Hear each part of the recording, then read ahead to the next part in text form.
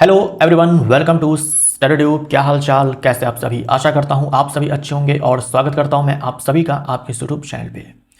दोस्तों, आज की इस वीडियो में हम लोग 100 एमसीक्यूज कवर करने जा रहे हैं साइंस के। 100 प्रश्नों को कवर करने जा रहे हैं साइंस के। पीडीएफ आपको मिलेगा ऐप के ऊपर, तो अगर आप पीडीएफ डाउनलोड करना चाहते हैं तो आप ऐप पर विजिट कर सकते हो। वाष्पीकरण और कथन में क्या अंतर है?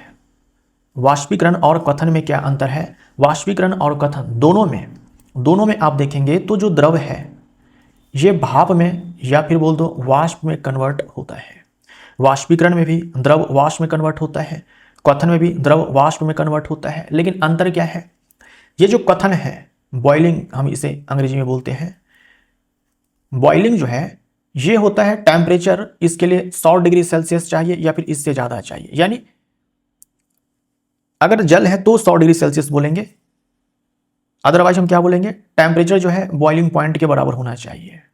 लेकिन अगर हम वाष्पीकरण की बात करते हैं, इवेपोरेशन की बात करते हैं तो इसके लिए टेम्परेचर जो है बॉइलिंग पॉइंट से कम चाहिए होता है। ठीक है। द्रव वाष्प में कन्वर्ट होता है, वाष्पीकरण में भी और कथन में भी।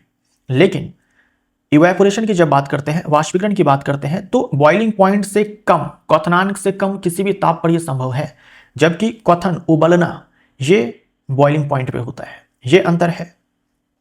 उसके बाद कुछ और भी अंतर है। जैसे जब हम वाष्पीकरण की बात करते हैं तो मान लीजिए कि द्रव है, द्रव के रूप में आप पानी ले सकते हो आसानी से समझने के लिए। तो यहां तक पानी है, पूरे में पानी के कण हैं, मॉलिक्यूल्स हैं। वाष्पीकरण में क्या होता है कि सतह पर जो कण होते हैं केवल उन्हीं के पास उतनी ऊर्जा होती है कि वो वाष्प में कन्वर्ट हो जाए, केवल उन्हीं के पास उतनी ऊर्जा होती है। जबकि हम बॉइलिंग की बात करते हैं तो उस समय टेम्परेचर ज़्यादा होता है ना, क्वथनांक के बराबर होता है। तो जितने भी कण होते हैं उन सारे के पास उतनी ऊर्जा होती है कि वो वाष्प में कन्वर्ट हो जाए। तो वाष्पीकरण केवल सतह पर होता है, कथन पूरे द्रव में। बिल्कुल सही है, ये स्टेटमेंट जो है सही है कि वाष्पीकरण केवल उनका होता है जो सतह पर कण मौजूद होते हैं, जबकि हम उबलना बोलते हैं तो ये पूरे द्रव में होता है, क्योंकि द्रव के पास जितने भी कण हैं उन सारे के पास उतनी ऊर्जा है कि वो वाष्प में कन्वर्ट हो जाए। वाष्पीकरण क्वथनांक से कम ताप पर होता है, सही है। क्वथन में बुलबुले बनते हैं, वाष्पीकरण में नहीं, ये भी सही है। उपरोक्त सभी, तो ये सारे के सारे जो है सही है, सारे ऑप्शन सही है, तो डी हमारा राइट आंसर हो जाएगा। ये कुछ कारक हैं जो वाष्पीकरण की दर को प्रभावित करते हैं। वाष्पीकरण की दर को प्रभावित करते हैं सरफेस एरिया, सतह क्षेत्रफल बढ़ने पर वाष्पीकरण की दर बढ़ जाती है। जैसे कपड़े सुखाने के लिए हम लोग क्या करते हैं कि कपड़े को फैला कर रखते हैं, क्यों? ताकि सरफेस एरिया ज़्यादा हो, वाष्पीकरण की दर ज़्यादा हो, तो ज़्यादा से ज़्यादा पानी जो कपड़े में है वो भाप बन करके बाहर निकल जाएगा। ठीक है।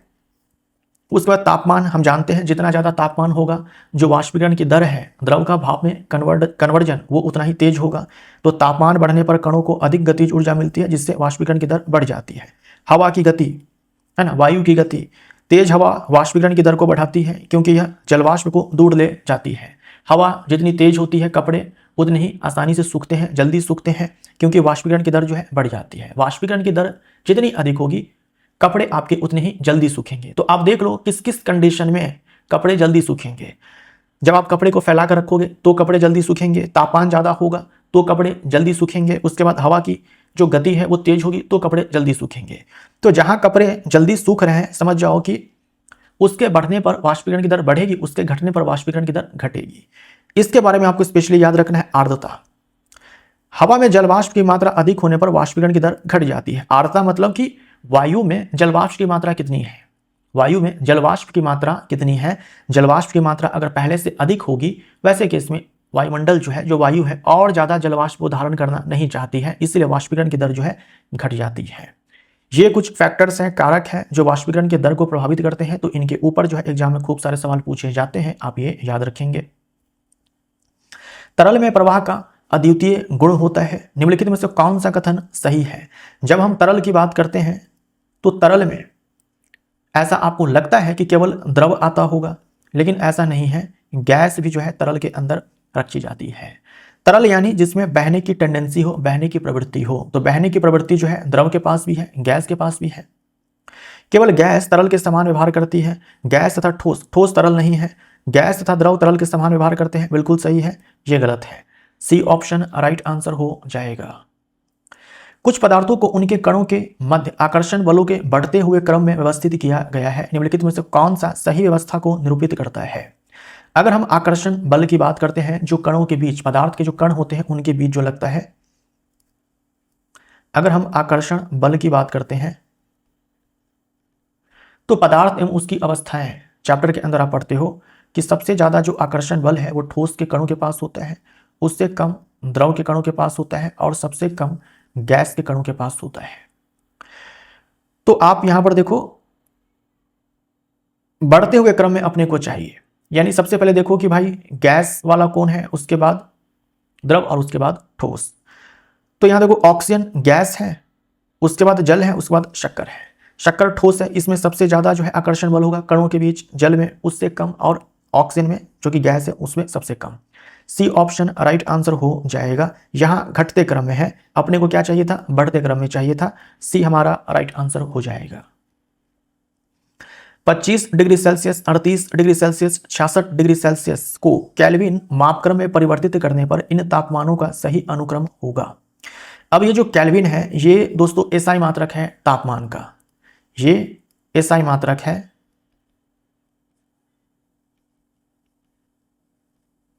तापमान का।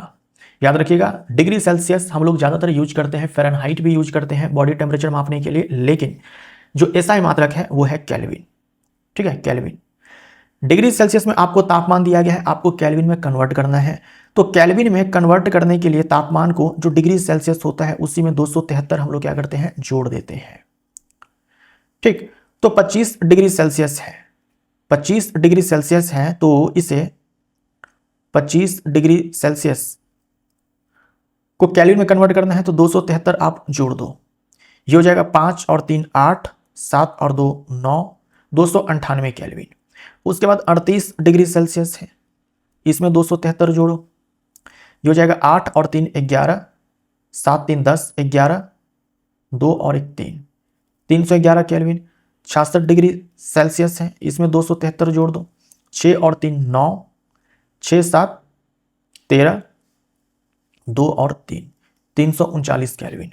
298 केल्विन, 311 केल्विन और 339 केल्विन, 298 केल्विन, 258 केल्विन, सॉरी 98 है, 298 है, उसके बाद 311 और 339 केल्विन। तो ए हमारा राइट आंसर हो जाएगा।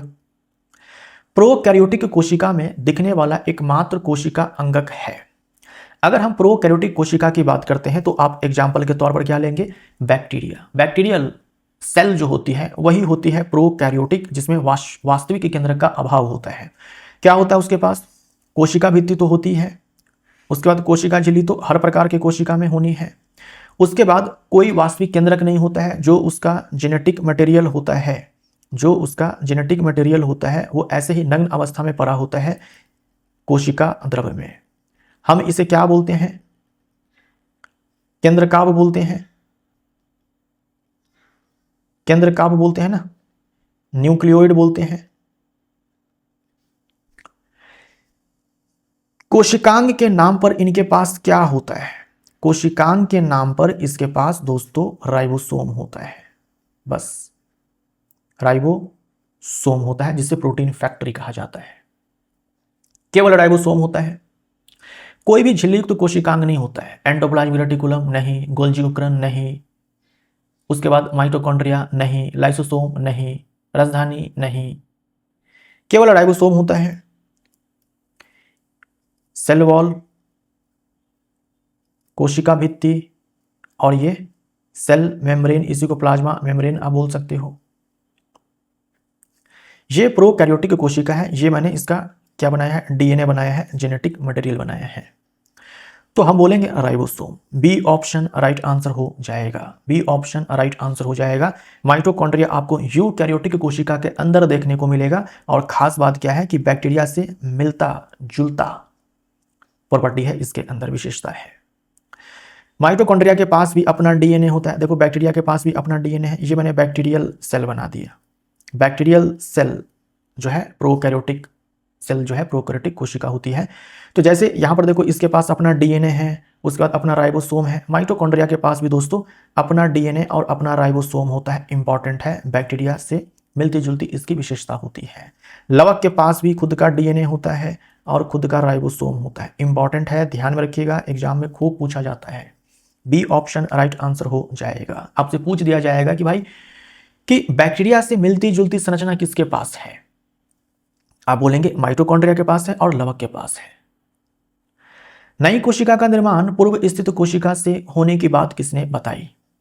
नई कोशिका जो है वो जो पुरानी कोशिका होती है, जिसे हम लोग जनक कोशिका बोलते हैं, उसी का कोशिका विभाजन जब होता है, उसी में जब विभाजन होता है जिसे हम लोग कोशिका विभाजन बोलते हैं, तो नई कोशिका बनती है। नई कोशिका का निर्माण पहले से जो कोशिका होती है जिसे हम लोग जनक कोशिका बोलते हैं, उसी के विभाजन से होता है। ये बात सबसे पहले रुडोल्फ विर्चो ने कही थी। बी हमारा राइट आंसर हो जाएगा, है ना, बी हमारा राइट आंसर हो जाएगा। रॉबर्ट हुक साहब ने कोशिका की खोज की थी। श्लाइडन साहब ने कोशिका सिद्धांत दिया था। वैसे कोशिका सिद्धांत में श्लाइडन है, श्वान है और ये विर्चो तीनों ही आते हैं। जो आधुनिक कोशिका सिद्धांत है वो विर्चो, श्लाइडन और एक और वैज्ञानिक श्वान, इन तीनों ने मिलकर दिया हुआ था, श्लाइडन, श्वान एंड विर्चो। केंद्रक के अलावा वह अंगक जिसमें डीएनए होता है, केंद्रक में तो डीएनए होता है, केंद्रक में तो डीएनए होता है, केंद्रक में क्रोमोसोम होता है, क्रोमोसोम में डीएनए होता है। लेकिन केंद्रक के अलावा जस्ट मैंने आपको बताया अभी थोड़ी देर पहले कि जो माइटोकॉन्ड्रिया है उसके पास भी खुद का डीएनए है और राइबोसोम है। डीएनए में प्रोटीन कैसा बनेगा इसकी सूचना होती है, और जैसी सूचना होती है वैसा प्रोटीन राइबोसोम बनाकर दे देता है। तो माइटोकॉन्ड्रिया जो है काफी सारे प्रोटीन, यानी कि कुछ प्रोटीन जो है ये खुद से ही निर्माण कर लेता है, क्योंकि इसके पास खुद की मशीनरी है प्रोटीन बनाने के लिए, है ना। जो सूचना है वो भी है, और जिस सूचना से मशीन प्रोटीन को बना करके देने वाली है वो मशीन भी है।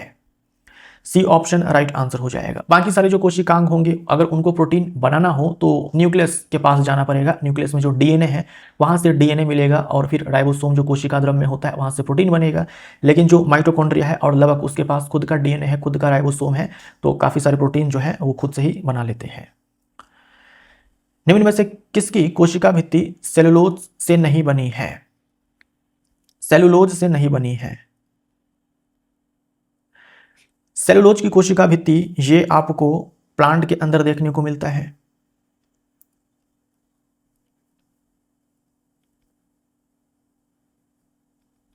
प्लांट के अंदर देखने को मिलता है। सेलुलोज से बनी हुई कोशिका भित्ति जो है आपको पादप कोशिका में देखने को मिलता है। पूछा है किसमें नहीं है, तो जीवाणु।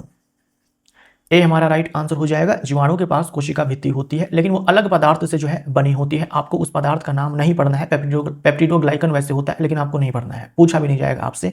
ये सब के सब जो है पादप है, तो इनके अंदर जो कोशिका भित्ति होगी वो सेलुलोज से बनी होगी। तो आंसर हमारा ए हो जाएगा। निम्नलिखित में से कौन से कथन सही है? प्रतिरोध तापमान से स्वतंत्र होता है, गलत हो जाएगा, है ना, गलत हो जाएगा। तापमान बढ़ने से प्रतिरोध बढ़ता है, ये गलत हो जाएगा। किसी चालक के टर्मिनलों के बीच वोल्टेज जितना अधिक होगा प्रतिरोध उतना ही अधिक होगा, तो ऐसा नहीं है। होता क्या है कि अगर हम विभवांतर को चेंज करते हैं जिस दर से, उसी दर से जो धारा है वो भी बदल जाती है, और इन दोनों का अनुपात जो है प्रतिरोध होता है, और ओम के नियम से ये स्थिर रहता है। ये जो अनुपात है V और I का जो अनुपात है वो स्थिर रहता है, निश्चित रहता है, और उसी को हम लोग प्रतिरोध बोलते हैं। अगर आप V को चेंज करोगे, जिस रेट से चेंज करोगे उसी रेट से जो है ये धारा भी चेंज हो जाएगी, और जो ये रेशियो होगा वो चेंज नहीं होगा। तो हम बोलेंगे कि किसी चालक के टर्मिनलों के बीच वोल्टेज जितना अधिक होगा प्रतिरोध उतना ही अधिक होगा, ये गलत हो जाएगा। प्रतिरोध का SI इकाई ओम होता है, जिससे हम लोग, ये ओमेगा है, एक तो ओमेगा ये होता है, एक ओमेगा ये होता है। जैसे हम लोग अल्फाबेट में ये कैपिटल A स्मॉल a बोलते हैं, वैसे ये कैपिटल ओमेगा है, ये स्मॉल ओमेगा है। तो ये स्टेटमेंट सही है। कौन सा कथन सही पूछा था? प्रतिरोध तापमान से स्वतंत्र होता है, ये तो गलत है। किसी चालक के टर्मिनलों के बीच वोल्टेज जितना अधिक होगा प्रतिरोध उतना ही अधिक होगा, ये भी गलत है। प्रतिरोध की SI इकाई ओम है, ये भी गलत, सॉरी ये तो सही है। तो केवल सी हमारा राइट आंसर हो जाएगा। 2 ओम प्रतिरोध वाले तार से 4 मिनट के लिए 7 एम्पियर धारा प्रवाहित हो रही है, उत्पन्न ऊष्मा कितनी होगी? आपको प्रतिरोध दिया गया है, धारा आपको दिया गया है, उसके बाद समय आपको दिया गया है, आपसे ऊष्मा जो है पूछा गया है। तो इन सारे में रिलेशन क्या होता है? H बराबर आई स्क्वायर आर टी। अब सारे मान को आप डालेंगे।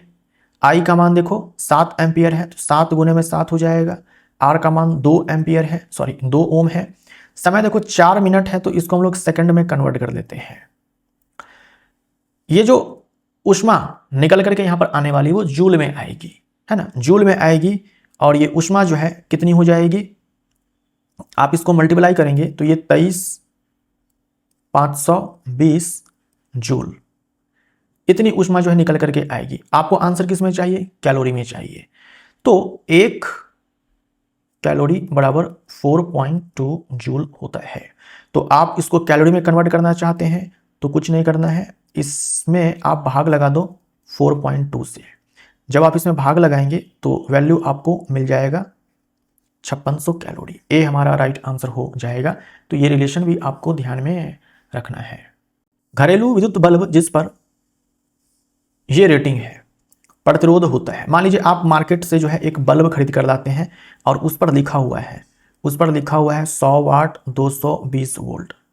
आपसे किसी ने पूछ दिया कि यार इस बल्ब का प्रतिरोध क्या है, क्योंकि हर डिवाइस के पास कुछ ना कुछ प्रतिरोध है, इसका प्रतिरोध क्या है? तो आप कैसे बताएंगे? फॉर्मूला होता है P is equal to V square divide by R. यहां से आपको R चाहिए, R is equal to V square divided by P.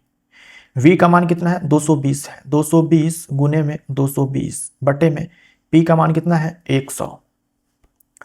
0 से 0 खत्म, 0 से 0 खत्म। ये प्रतिरोध आपको निकल करके मिलेगा 444 ओम।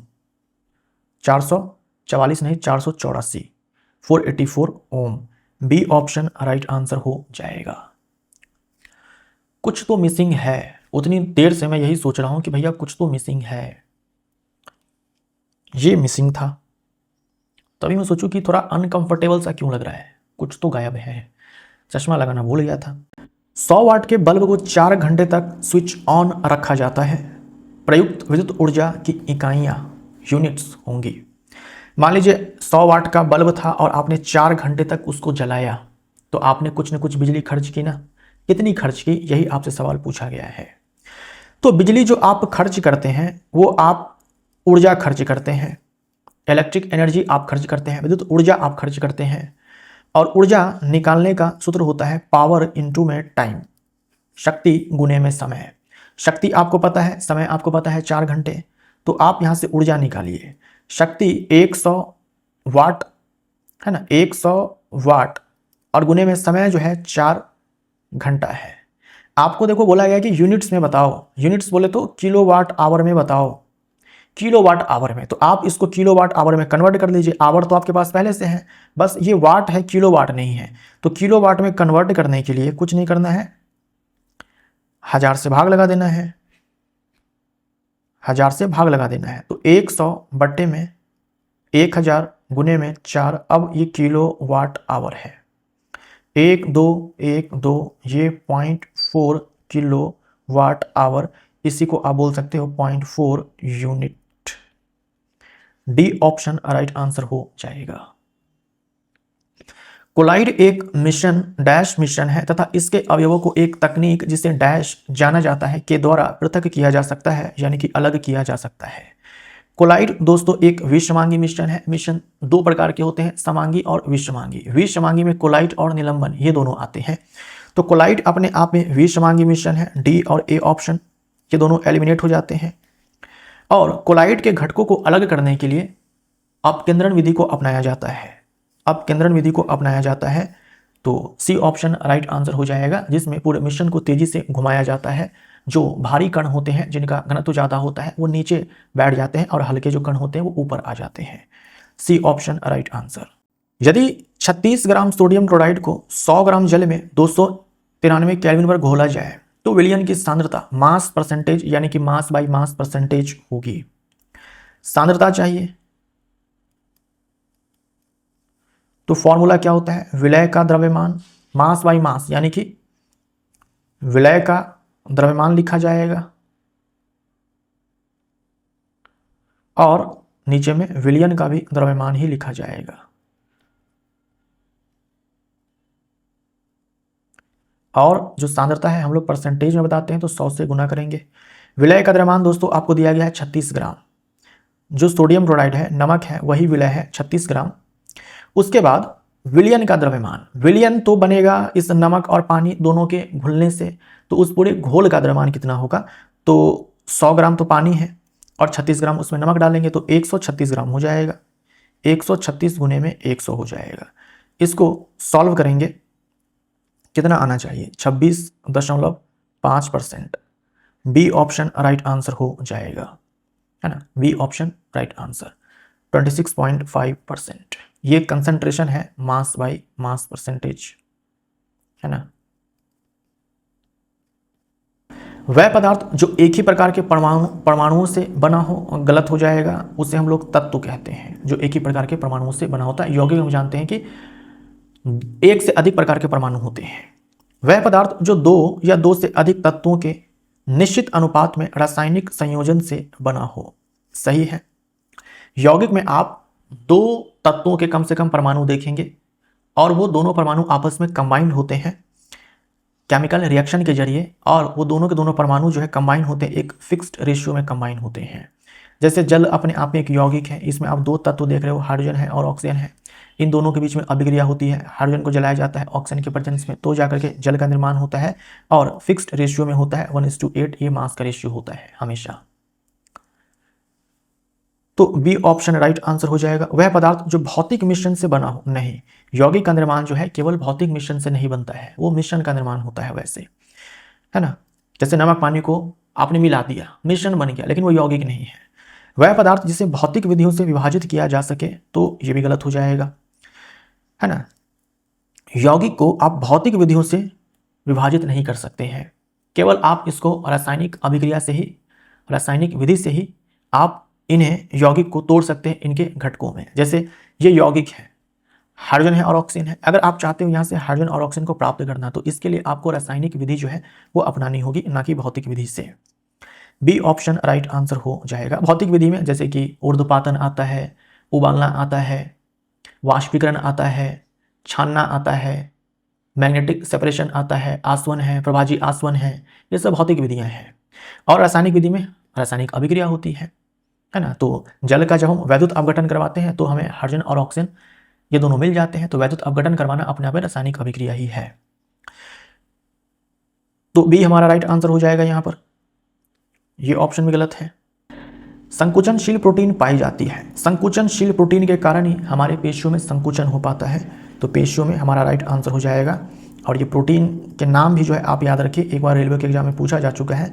एक तो प्रोटीन है एक्टिन और दूसरा है मायोसिन, तो ज़्यादा चांस है अगर आया भी तो एक्टिन प्रोटीन जो है आएगा। कौन सी पेशी युग्म अनैच्छिक पेशियों के रूप में कार्य करता है?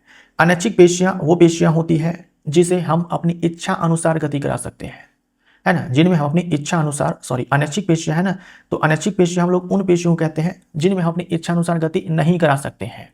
हाथ पैर की पेशियां हैं जो हड्डियों से जुड़ी हुई है, उनमें हम अपनी इच्छा अनुसार गति करा सकते हैं, तो वो ऐच्छिक पेशी है।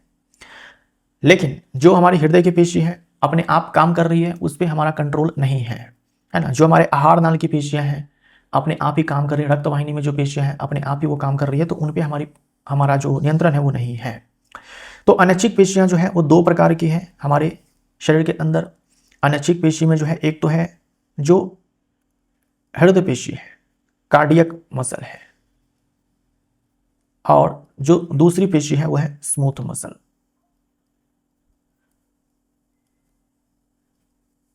है ना। हृदय पेशी और चिकनी पेशी, हृदय पेशी और चिकनी पेशी। कंकाल पेशी को ही अस्थित पेशी कहते हैं, तो 2 और 3। बी ऑप्शन राइट आंसर हो जाएगा, है ना। आंत पचे हुए भोजन को अवशोषित करती है। उपकला कोशिकाओं का कौन सा प्रकार इसके लिए उत्तरदायी है? यानी आंत में कौन सा उपकला ऊतक है, यही आपसे सवाल पूछा गया है। तो हम जानते हैं कि खाने का पूर्ण पाचन छोटी आंत में हो जाता है, उसके बाद उस पाचित खाने का अवशोषण होता है। ज़्यादा से ज़्यादा अपशोषण हो, इसलिए छोटी आंत में उंगली नुमा संरचनाएं पाई जाती है, जिसे हम लोग क्या बोलते हैं, दीर्घरोम बोलते हैं। इसे हम लोग क्या बोलते हैं, दीर्घरोम बोलते हैं, विलाई बोलते हैं, है ना, विलाई बोलते हैं। ये जो विलाई है ना, इसी में ये जो विलाई है ये स्तंभकार उपकला का बना होता है। स्तंभकार उपकला का बना होता है। यहां पर अगर आप कोशिका को देखेंगे तो कोशिका ऐसी होती है, लंबी होती है। स्तंभकार यानी कि कोशिका लंबी होगी, और इसमें माइक्रोविलाई होती है, माइक्रोविलाई होती है ना। यहां पर कोशिकाएं होती है ऐसी, माइक्रोविलाई, इसको क्या बोलते हैं, माइक्रोविलाई बोलते हैं, यानी कि सूक्ष्म रोम बोलते हैं, सूक्ष्म दीर्घ रोम, सूक्ष्म रोम बोल दो आप, है ना, माइक्रोविलाई। और ये स्तंभकार उपकला है, कोशिकाएं जो है लंबी होती है।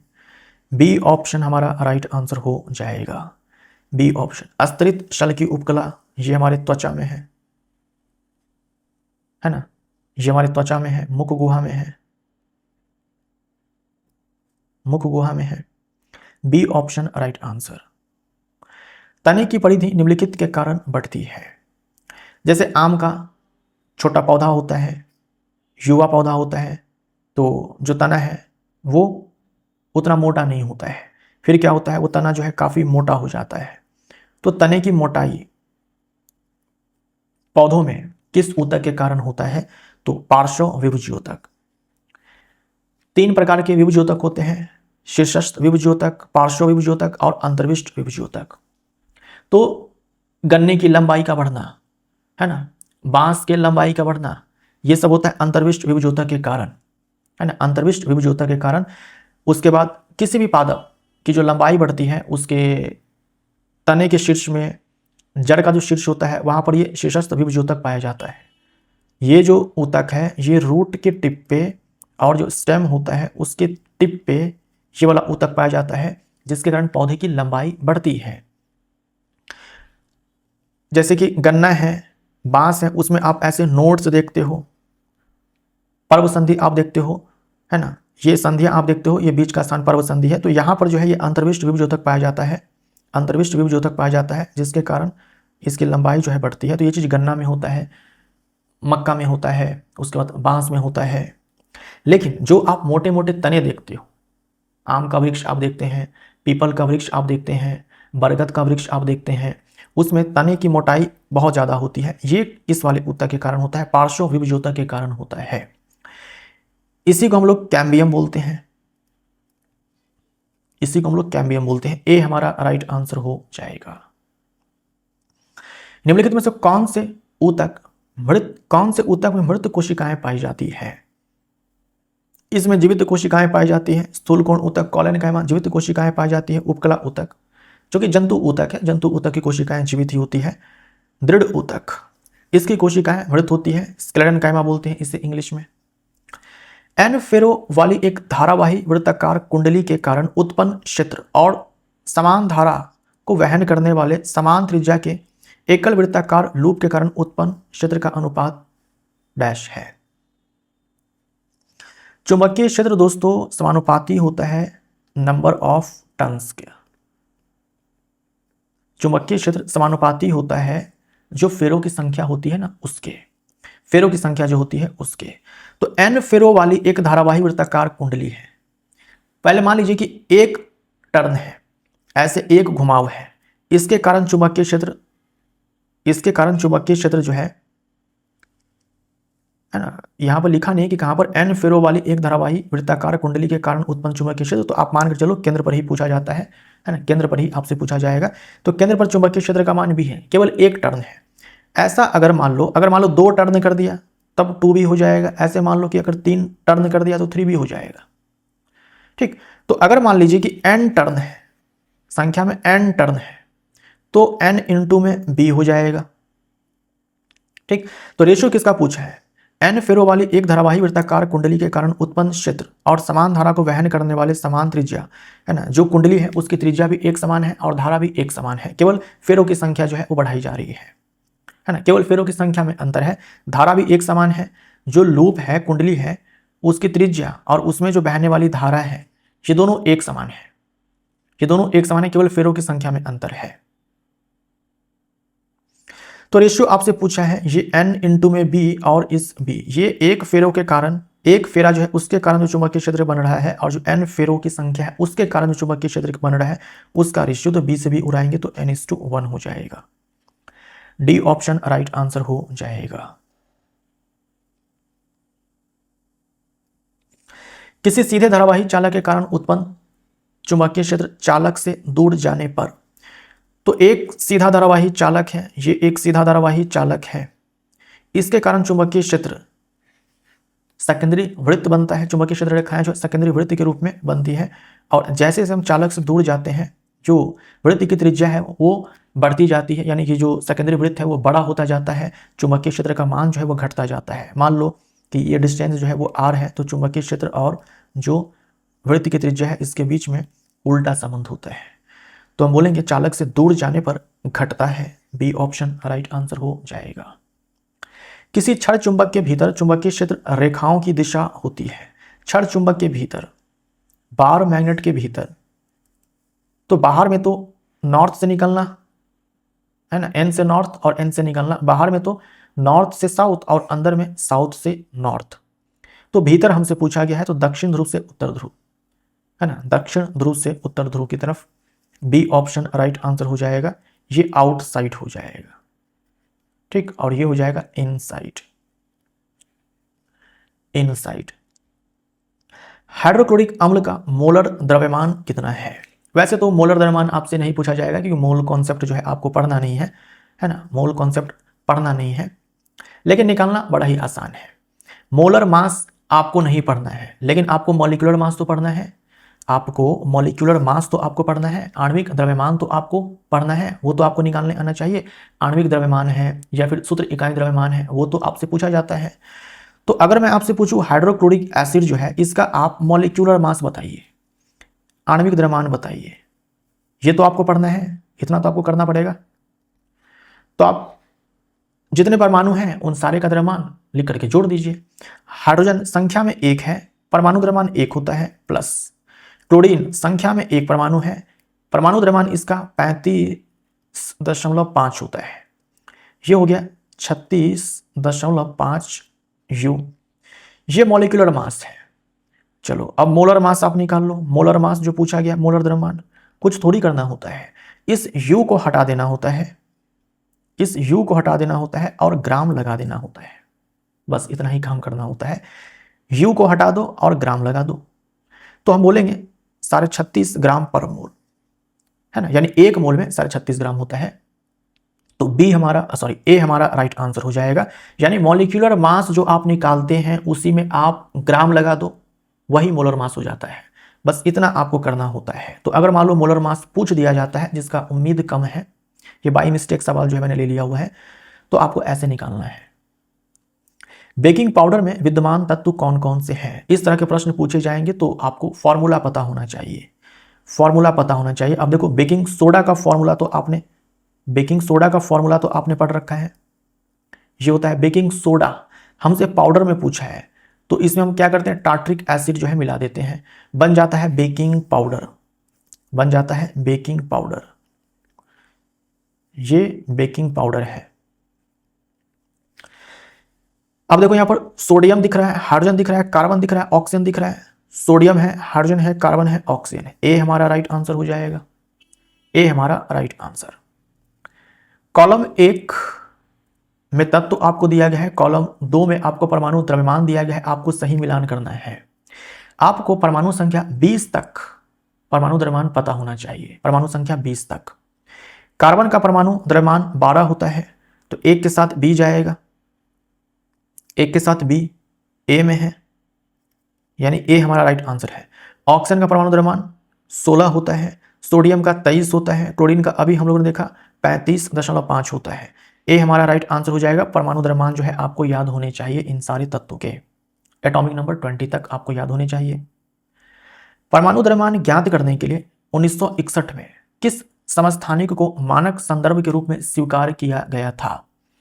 तो परमाणु द्रव्यमान अभी हम लोगों ने हाइड्रोक्लोरिक एसिड का निकाला, कितना आया था 36.5 U, है ना, U। इसको हम ऐसे लिख सकते हैं, यानी ये हमें बता रहा है कि ये जो एक U है इसका 36.5 गुना, ये जो एक U मास है उसका 36.5 गुना द्रव्यमान है हाइड्रोक्लोरिक एसिड का। इसका मतलब ये हुआ। अब ये एक U भाई किसका द्रव्यमान है? तो जो कार्बन का समस्थानिक है, कार्बन का जो समस्थानिक है कार्बन 12, इसका जो परमाणु द्रव्यमान है, का परमाणु द्रव्यमान, इसका जो 12वां भाग है, ठीक, उसी को दोस्तों एक U कहा गया है, उसी को एक U कहा गया है। यानी हाइड्रोक्लोरिक एसिड का जो मास हम लोग इतना बताते हैं, इसका मतलब ये हुआ कि इसका जो ये जो पूरा द्रव्यमान है, ये जो पूरा मान है इसका 36.5 गुना है। इसी को एक U कहा जाता है, इसी को हम लोग एक MU बोलते हैं, एटॉमिक मास यूनिट बोलते हैं, या फिर इसी को यूनिफाइड मास बोलते हैं। कार्बन 12 हमारा राइट आंसर हो जाएगा। हाइड्रोजन और ऑक्सीजन 1:8 के अनुपात में मिलकर जल बनाते हैं। यदि 3 ग्राम हाइड्रोजन गैस ली जाए तो ऑक्सीजन का द्रव्यमान कितना चाहिए? तो जल अपने आप में एक यौगिक है, तो इसमें जो तत्व होंगे वो द्रव्यमान के एक निश्चित अनुपात में होंगे। यानी चाहे आप हाइड्रोजन और ऑक्सीजन का द्रव्यमान कुछ भी ले लो, रेशियो 1:8 आना चाहिए, रेशियो 1:8 आना चाहिए। तो अगर आप 1 ग्राम हाइड्रोजन लेते हैं तो उसके लिए आपको 8 ग्राम जो है ऑक्सीजन चाहिए। अगर आप 3 ग्राम हाइड्रोजन लेते हैं तो आपने 3 गुना कर दिया ना, तो यहां भी आपको जो है 3 गुना करना पड़ेगा ताकि ये रेशियो जो है मेंटेन रहे। तो ये 24 ग्राम हो जाएगा। सी ऑप्शन राइट आंसर हो जाएगा। जीवों के निम्नलिखित वर्गों में से किस वर्ग के जीव खाद्य पदार्थों को शरीर के बाहर ही पचाकर उसका अवशोषण कर लेते हैं? जो अपघटक होते हैं, जिसे हम लोग मृतजीवी भी बोलते हैं, सेप्रोफाइट भी बोलते हैं। जो सेप्रोफाइट्स होते हैं इसमें मुख्य रूप से 2 आते हैं, बैक्टीरिया है और कवक है। ये दोनों क्या करते हैं कि जो खाद्य पदार्थ होते हैं उसके ऊपर अपना एंजाइम सिक्रीट करते हैं बॉडी के बाहर, फिर उसको जो है सरल पदार्थों में तोड़ देते हैं और उसके बाद जाकर के उसका अवशोषण करते हैं। जैसे हम लोग रोटी खाते हैं, चावल खाते हैं, तरह तरह के जो है भोजन करते हैं, उसका पाचन हमारे बॉडी के अंदर होता है और फिर जाकर के बॉडी के अंदर अवशोषित हो जाता है वो पाचित खाना। इन सारे में क्या होता है कि कोई खाद्य पदार्थ है उसके बाहर जो है ये अपना एंजाइम सिक्रीट करते हैं, पाचक एंजाइम सिक्रीट करते हैं और फिर उसका पाचन शरीर के बाहर होता है और उसके बाद जाकर के ये जो है उनका अवशोषण कर लेते हैं। अब देखो इनमें से कौन बैक्टीरिया है और कवक है। तो ईस्ट अपने आप में एक कोशिकीय कवक है, मशरूम अपने आप में कवक है, ब्रेड की फफूंद जिसे हम लोग राइजोपस बोलते हैं, ब्रेड मोल्ड बोलते हैं, कवक है। तो बी हमारा राइट आंसर हो जाएगा। इसमें हरे पौधे हैं, सपोषी होते हैं, है ना। अमीबा भी जो है ये अपघटक नहीं है ना। अमरबेल जो है परजीवी पादप है, ये याद रखना आप। परजीवी केवल जंतु नहीं होते हैं, पादप भी होते हैं। ये परजीवी पादप है यानी कि पैरासिटिक प्लांट है, राइट। ये फीताकृमि जो है ये भी पैरासाइट है, परजीवी है, परजीवी है। जंतुओं में परजीवी है, मनुष्य में ये परजीवी है, जू परजीवी है, अमरबेल परजीवी पादप है। बी ऑप्शन राइट आंसर हो जाएगा। पैरामीशियम है, अमीबा है, ये स्वतंत्र जीवी है, फ्री लिविंग्स है। पाचन क्षेत्र में भोजन के साथ मिलने वाला पहला एंजाइम कौन सा है? तो जब हम भोजन को खाते हैं तो उसको पचाने के लिए बहुत सारे एंजाइम जो है काम करते हैं। सबसे पहला एंजाइम कौन सा मिलता है खाने को पचाने के लिए? तो सबसे पहला एंजाइम हमारे मुख गुहा में जो लार होता है उस लार में मिलता है, उसका नाम है एमाइलेज। ये एमाइलेज क्या करता है, आपने जो खाना खाया अगर उसमें स्टार्च है तो उस स्टार्च को ये जो एमाइलेज है माल्टोज में तोड़ देगा, है ना। स्टार्च ये जटिल कार्बोहाइड्रेट है, इसको सरल कार्बोहाइड्रेट माल्टोज में एमाइलेज तोड़ देगा। ट्रिप्सिन ये प्रोटीन को पचाता है ना। ये पेप्सिन भी प्रोटीन को पचाता है, ठीक। ट्रिप्सिन और पेप्सिन ये दोनों ही प्रोटीन को पचाने वाले एंजाइम हैं। जो ये पेप्सिन है ये हमारे आमाशय में सिक्रीट होता है और जो ट्रिप्सिन है ये अग्नाशय का एंजाइम है। पेप्सिन आमाशय का एंजाइम है और ट्रिप्सिन जो है ये अग्नाशय का एंजाइम है, ये अग्नाशय का एंजाइम है। ऑक्सीजन की कमी से क्रिकेट के खिलाड़ियों के पेशियों में प्रायः खिंचाव उत्पन्न होने लगता है, ऐसा इस कारण होता है। तो पेशियों में खिंचाव उत्पन्न होना, क्रैम्प्स आना, ये होता है पेशियों में लैक्टिक एसिड के बनने के कारण। और पेशियों में लैक्टिक एसिड तब बनता है जब पेशियों में ऑक्सीजन की कमी हो जाती है। तो जब आप ज़्यादा फिजिकल एक्टिविटी कर लेते हैं, ज़्यादा एक्सरसाइज कर लेते हैं, ज़्यादा भाग दौड़ कर लेते हैं, तो आपकी पेशियां जो है वो थकने लगती हैं, क्रैम्प्स आने लगते हैं, खिंचाव उत्पन्न होने लगता है, क्योंकि आपके पेशियों में जो पेशी कोशिका है उसमें ऑक्सीजन की कमी हो जाती है, वहां पर वायवीय श्वसन नहीं हो पाता है और ग्लूकोज से लैक्टिक एसिड बनता है, और लैक्टिक एसिड के बनने के कारण पेशियां थकने लगती है। तो ग्लूकोज पहले पाइरुवेट में टूटता है, ग्लूकोज कोशिका द्रव में पहले पाइरुवेट में टूटता है और तब जाकर के जो है वो लैक्टिक एसिड में टूटता है। डी ऑप्शन राइट आंसर हो जाएगा। पाइरुवेट जो है इथेनॉल में कन्वर्ट होता है ईस्ट में, खमीर में ऐसा होता है, ये आपको याद रखना है, ये आपको याद रखना है। और ये हमारे पेशी कोशिका में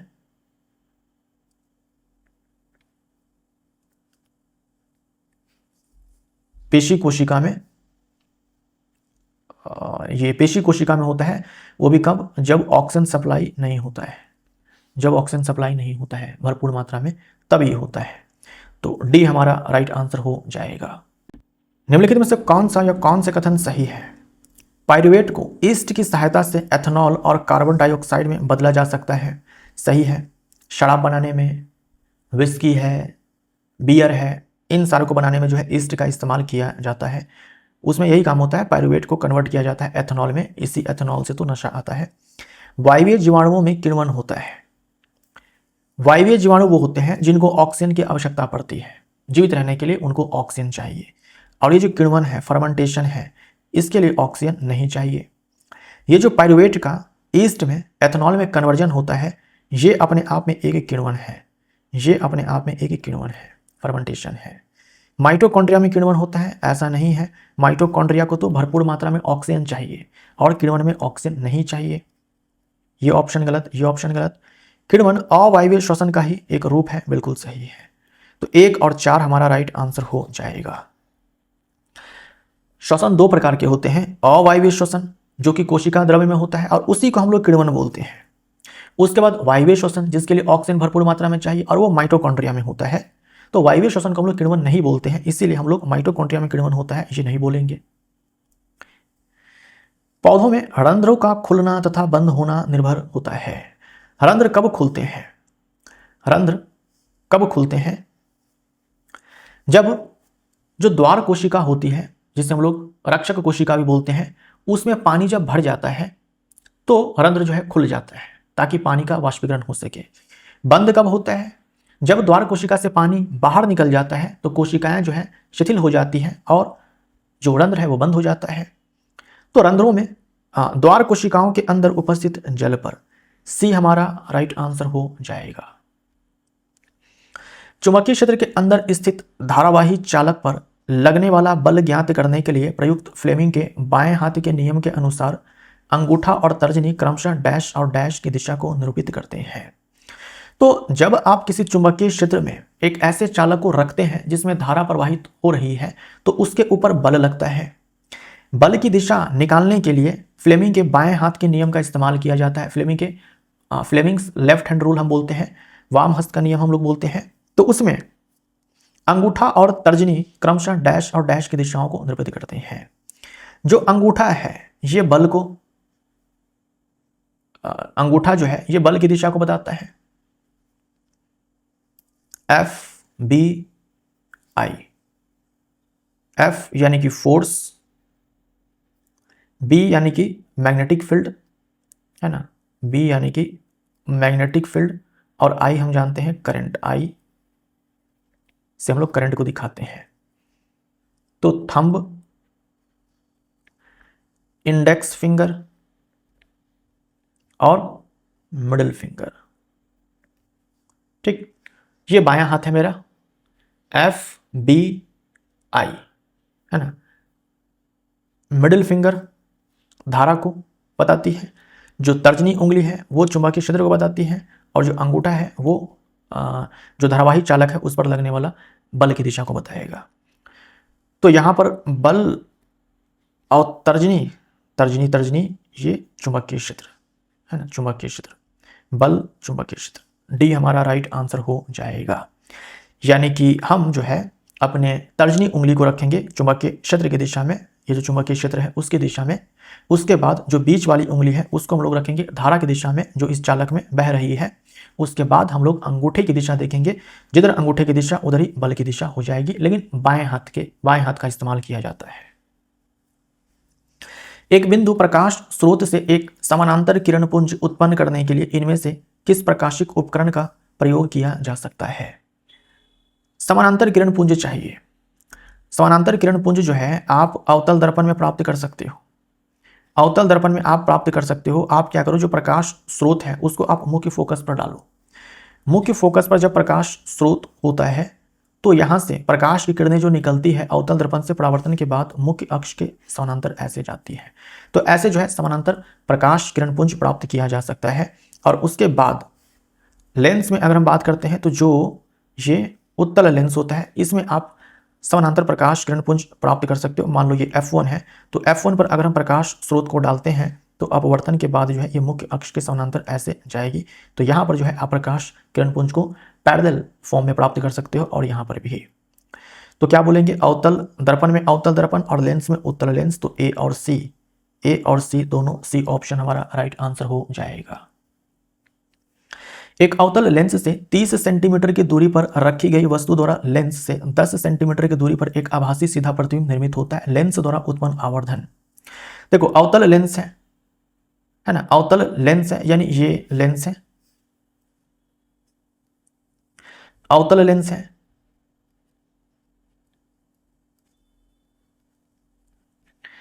अवतल लेंस में हमेशा ही सीधा प्रतिबिंब बनता है, अवतल लेंस में हमेशा ही सीधा प्रतिबिंब बनता है, यानी कि आवर्धन धनात्मक।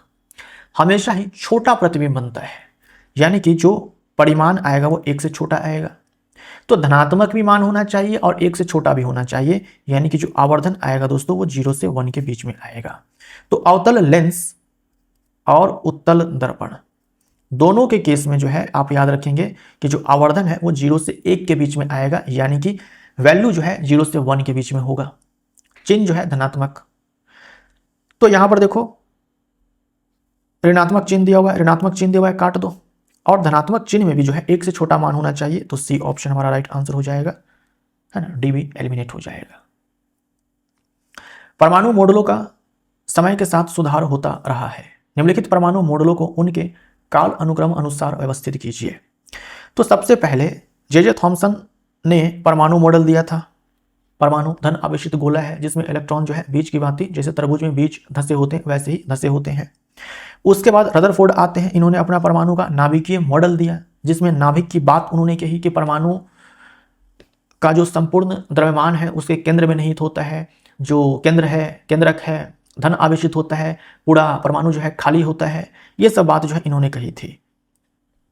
उसके बाद बोर ने अपना मॉडल दिया जिसमें इन्होंने कहा कि नाभिक के चारों ओर इलेक्ट्रॉन जो चक्कर लगाते हैं वो एक निश्चित कक्षा में चक्कर लगाते हैं जिसे ऊर्जा स्तर कहा जाता है, और उस कक्षा में घूमते हुए इलेक्ट्रॉन जो है ऊर्जा का ह्रास जो है वो नहीं करते हैं। तो सबसे पहले आते हैं जे थॉमसन साहब, तो 2 सबसे पहले आएगा। उसके बाद रदरफोर्ड साहब आते हैं, 2 के बाद 1 आएगा और लास्ट में 3। सी ऑप्शन हमारा राइट आंसर हो जाएगा। एम कोश में अधिकतम इलेक्ट्रॉनों की संख्या कितनी होगी? तो अधिकतम इलेक्ट्रॉनों की संख्या देने का फॉर्मूला ये होता है 2n²। अब यहाँ n बराबर 1 लिखते हैं अगर k कोश होता है, n बराबर 2 लिखते हैं अगर l कोश होता है, n बराबर 3 लिखते हैं अगर m कोश होता है। तो 2 गुने में 3 का स्क्वायर यानी कि 18 सी हमारा राइट आंसर हो जाएगा। निम्नलिखित में से कौन सा सर्वदा सही है? निम्नलिखित में से कौन सा कथन सर्वदा सही है, हमेशा सही है? एक परमाणु में इलेक्ट्रॉन और प्रोटॉन की संख्या समान होती है। परमाणु उदासीन होता है, परमाणु जो है उदासीन होता है। जे थॉमसन साहब जो थे उनका जो परमाणु मॉडल है भले ही फेल कर गया, लेकिन उन्होंने भी कहा था कि परमाणु जो है उदासीन होते हैं।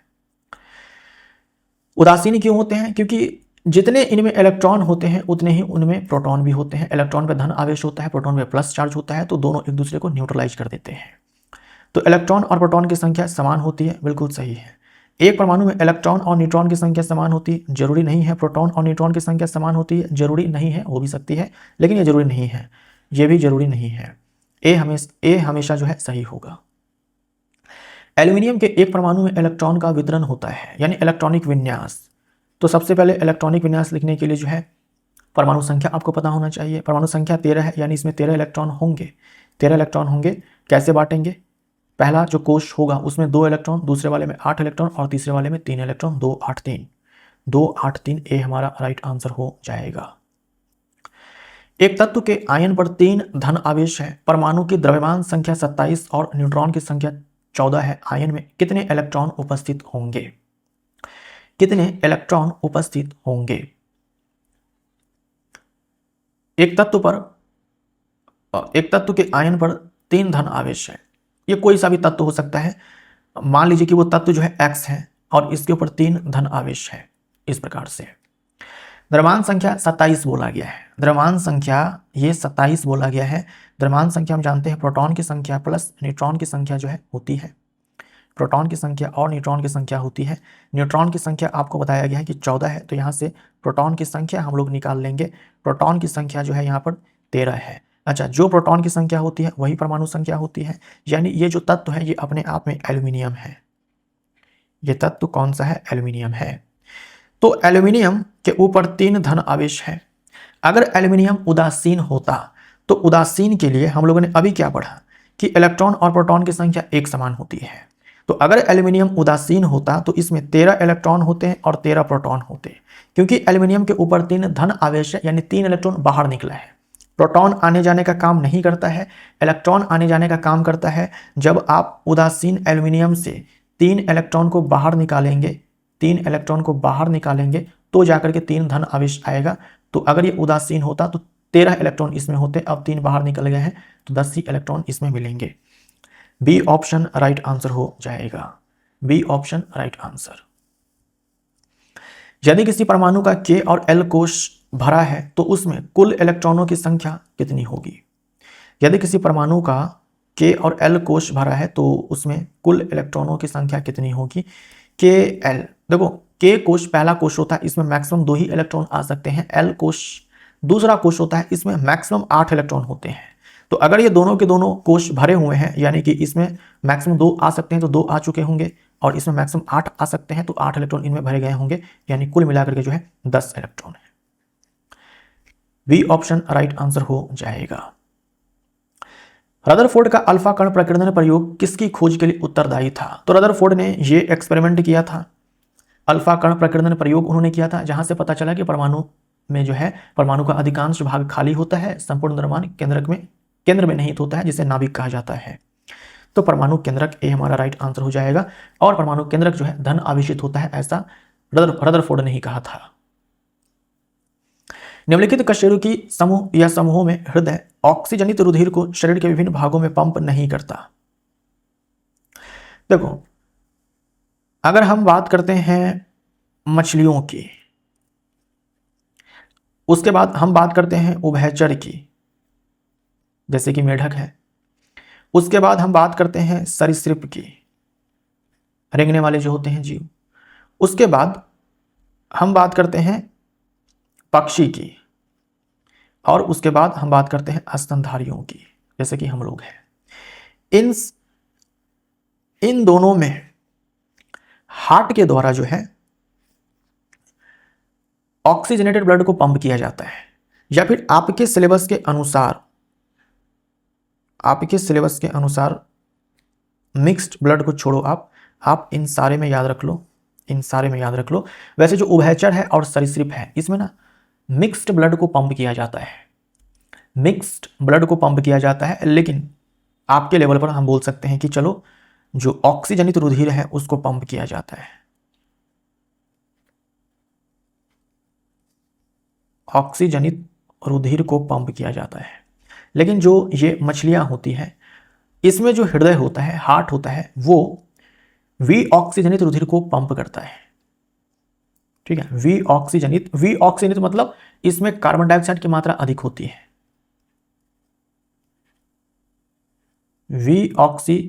जनित रुधिर को पंप करता है।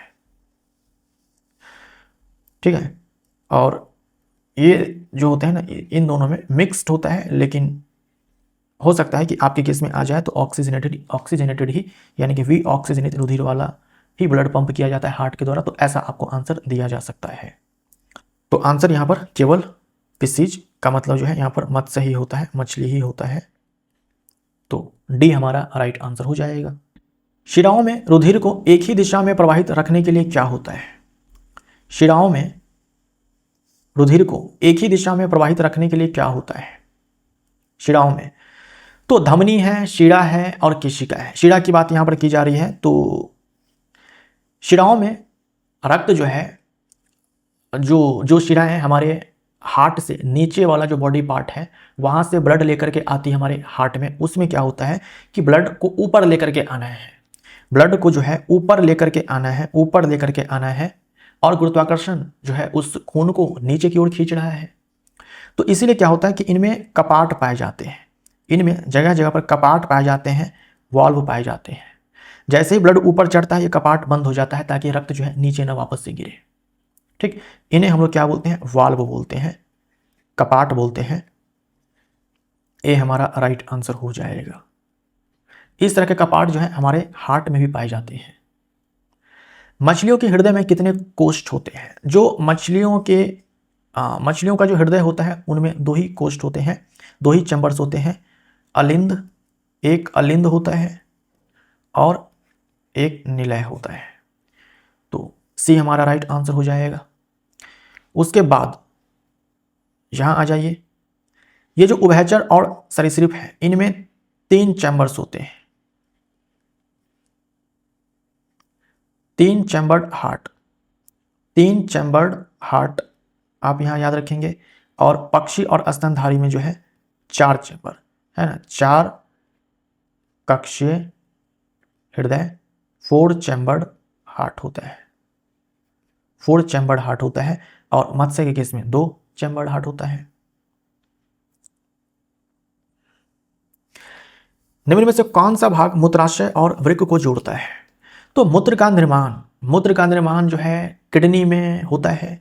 फिर उस किडनी से मूत्र को मूत्राशय में, जहां मूत्र जमा होता है, वो लेकर के आने का काम ये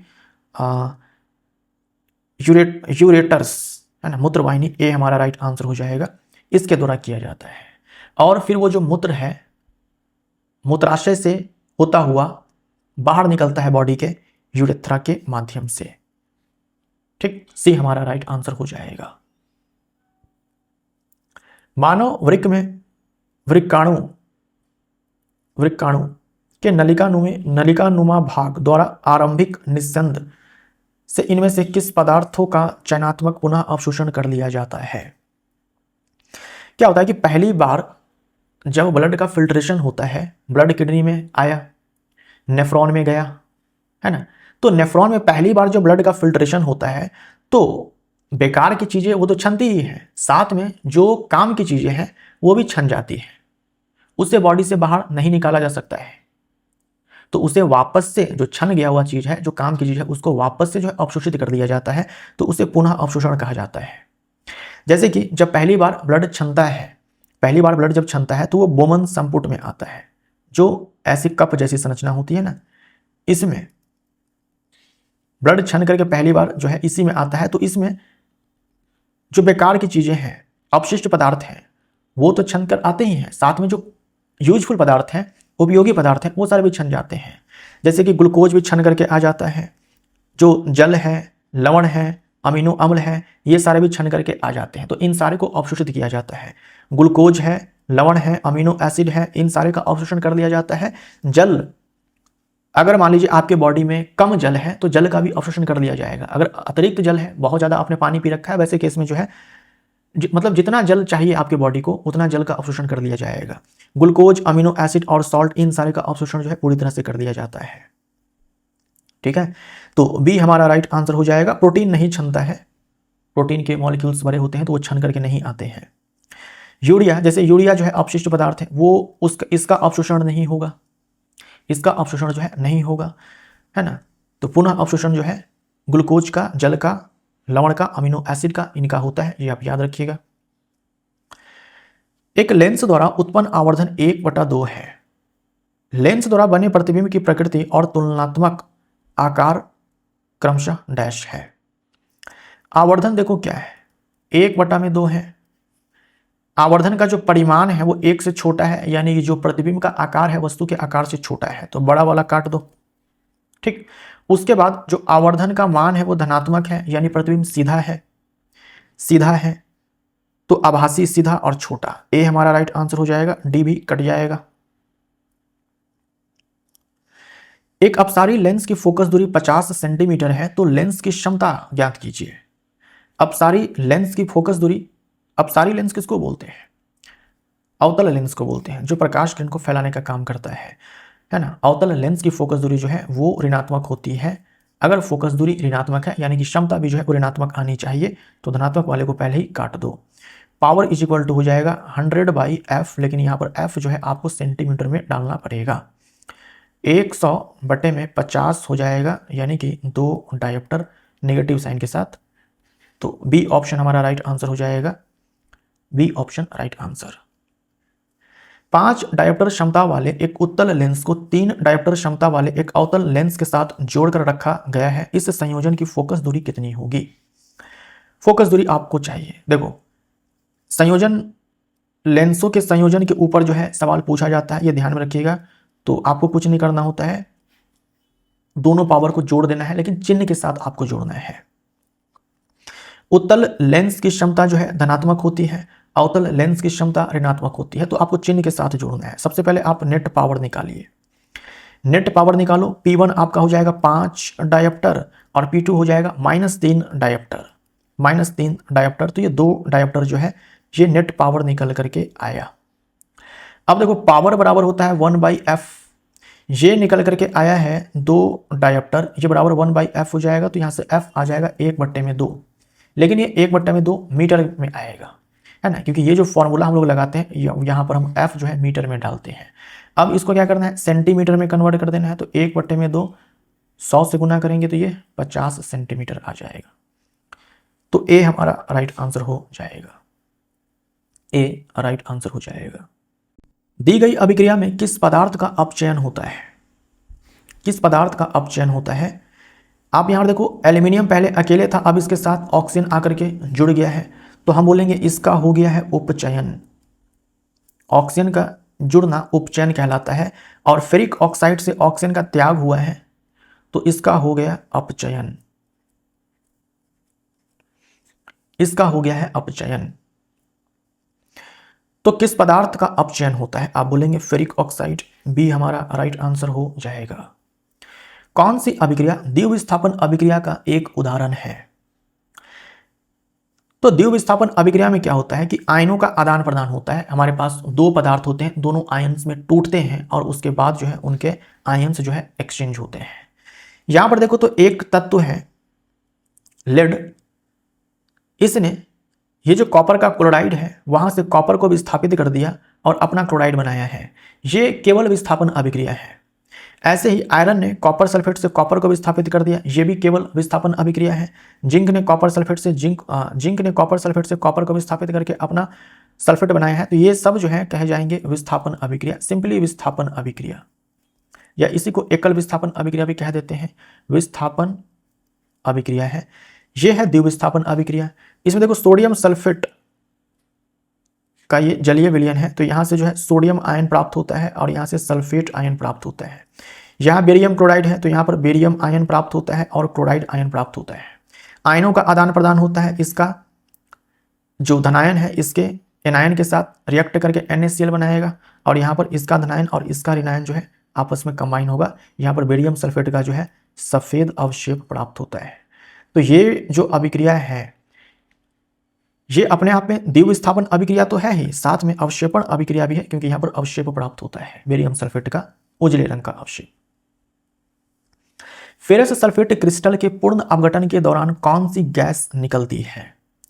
जब फेरस सल्फेट को, ये फेरस सल्फेट है, इसको जब हीट किया जाता है, तापीय अपघटन अभिक्रिया यहाँ पर चलती है, तो बनता है फेरिक ऑक्साइड सल्फर डाइऑक्साइड और sulphur trioxide gas, sulphur dioxide और सल्फर ट्राइऑक्साइड, ये दोनों के दोनों बनते हैं। सी हमारा राइट आंसर हो जाएगा। प्रयोगशाला में ऑक्सीजन गैस बनाने के लिए निम्नलिखित अभिक्रिया प्रयुक्त की जाती है। यहां देखो, एक अभिकारक टूट गया दो उत्पाद में, तोड़ने के लिए ऊष्मा जो है यहां पर दी गई है, यानी ये तापीय अपघटन अभिक्रिया है। इसी को हम लोग ऊष्मीय अपघटन अभिक्रिया भी बोलते हैं, तापीय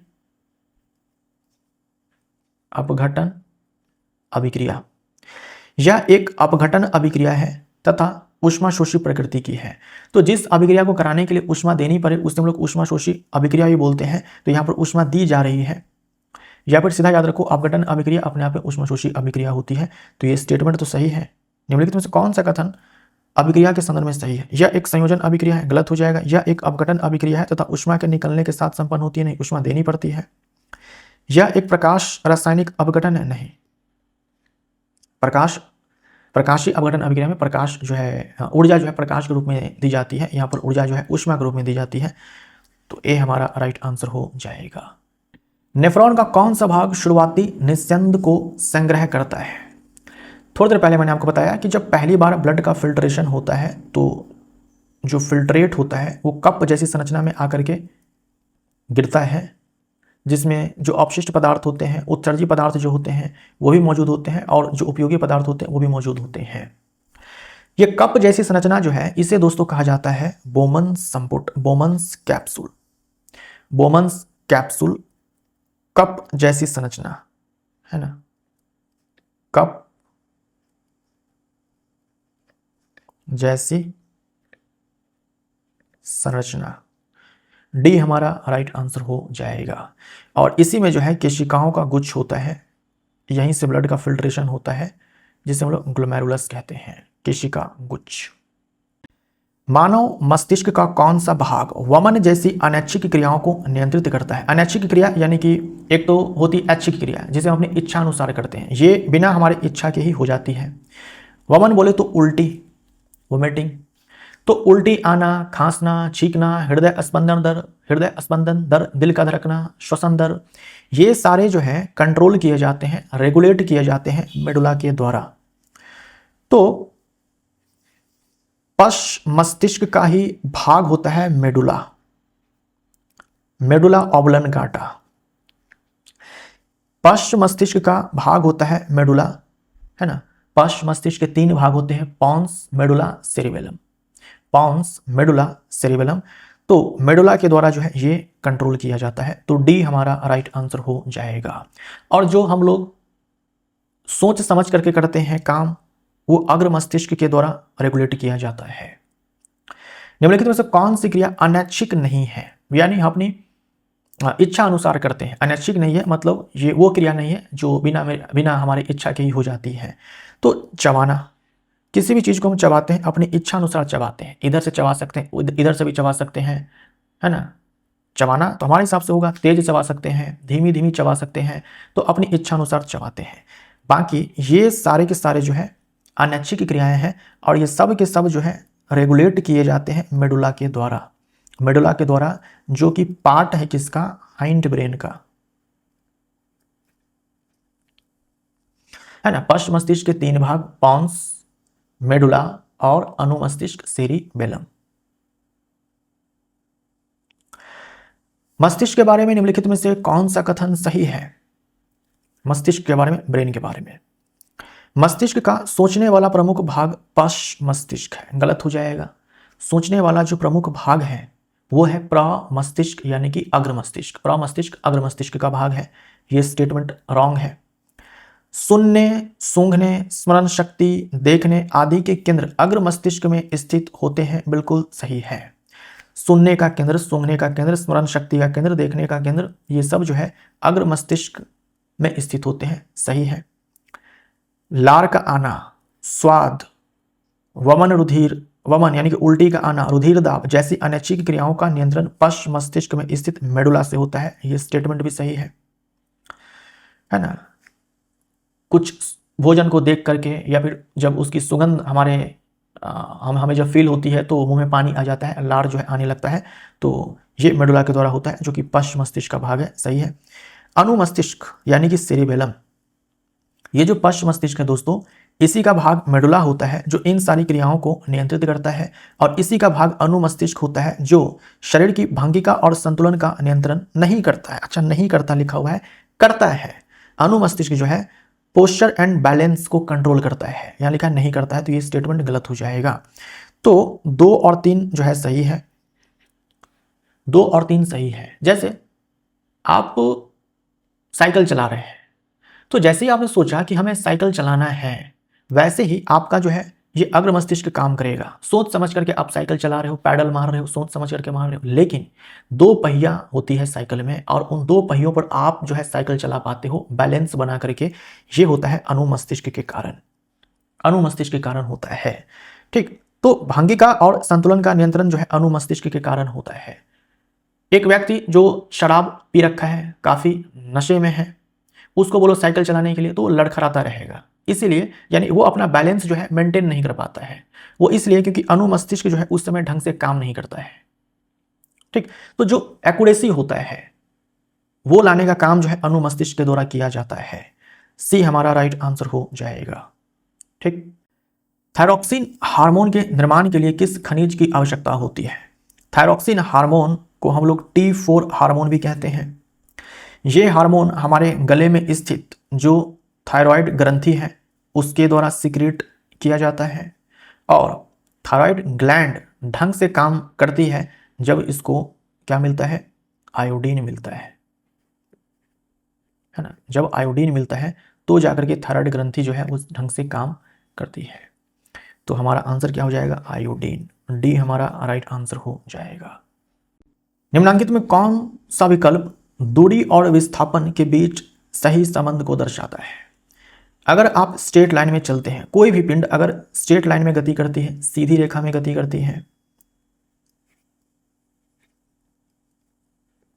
सीधी रेखा में गति करती है, तो दूरी बराबर विस्थापन होता है, दूरी बराबर विस्थापन होता है। लेकिन अगर जैसे ही आपने रास्ता चेंज, थोड़ा सा भी चेंज किया, डायरेक्शन आपने जरा सा भी चेंज किया, तो ये अब वक्र रेखा है, या फिर वक्र पथ बोल दो, यहाँ पर सीधा पथ बोल दो, ये वक्र पथ हो जाएगा। वैसे केस में दोस्तों दूरी जो है ये बड़ा हो जाएगा विस्थापन से, विस्थापन से। तो अगर इस वाले केस में दूरी और विस्थापन का अगर आप रेशियो निकालेंगे, है ना, दूरी और विस्थापन का जब आप रेशियो निकालेंगे ये तो 1 के बराबर आएगा क्योंकि दोनों आपस में बराबर है। लेकिन इस वाले केस में अगर आप दूरी और विस्थापन का रेशियो निकालेंगे, क्योंकि विस्थापन छोटा है तो ये पूरा रेशियो जो है 1 से बड़ा मिलेगा, यानी कि दूरी और विस्थापन का रेशियो या तो 1 के बराबर होगा या फिर 1 से बड़ा होगा, है ना। अच्छा, रेशियो मैंने यहाँ पर निकाल दिया है, तो हम बोल सकते हैं दूरी या तो विस्थापन के बराबर होगा या फिर दूरी जो है वो बड़ी होने वाली है विस्थापन से। अब बराबर कब होगा? जब सीधी रेखा में गति होती है, और दूरी बड़ी कब हो जाती है? जब वक्र रेखा में जो है गति होती है। दिया गया ग्राफ किस अवस्था को निरूपित करता है? देखो, दूरी समय ग्राफ दिया गया है और आप किसी भी टाइम पर देखेंगे जो दूरी है वो बदल नहीं रही है, इसी पॉइंट पर अटकी हुई है, यानी कि जो वस्तु है, पिंड है, वो चला नहीं है। तो बोलेंगे विराम की अवस्था। सी ऑप्शन राइट आंसर हो जाएगा। ड्राइवर द्वारा इस प्रकार ब्रेक लगाया जाता है कि एक कार की चाल 5 सेकंड में 25 मीटर से घटकर 10 मीटर सेकंड हो जाती है। कार का त्वरण बताइए। त्वरण बराबर होता है वेग में परिवर्तन की दर। कार जो है पहले 25 मीटर पर सेकंड से चल रही थी, फिर ब्रेक लगाने पर 10 मीटर पर सेकंड इसकी स्पीड हो जाती है, राइट। यानी अंतिम वेग जो है वो 10 मीटर पर सेकंड है और प्रारंभिक 25 है, और समय कितना लगा?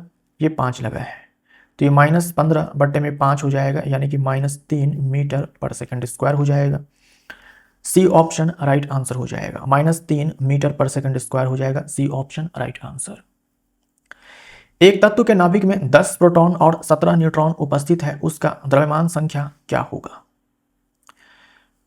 तो द्रव्यमान संख्या बराबर प्रोटॉन की संख्या प्लस न्यूट्रॉन की संख्या। प्रोटॉन की संख्या 10, न्यूट्रॉन की संख्या 17, तो ये 27।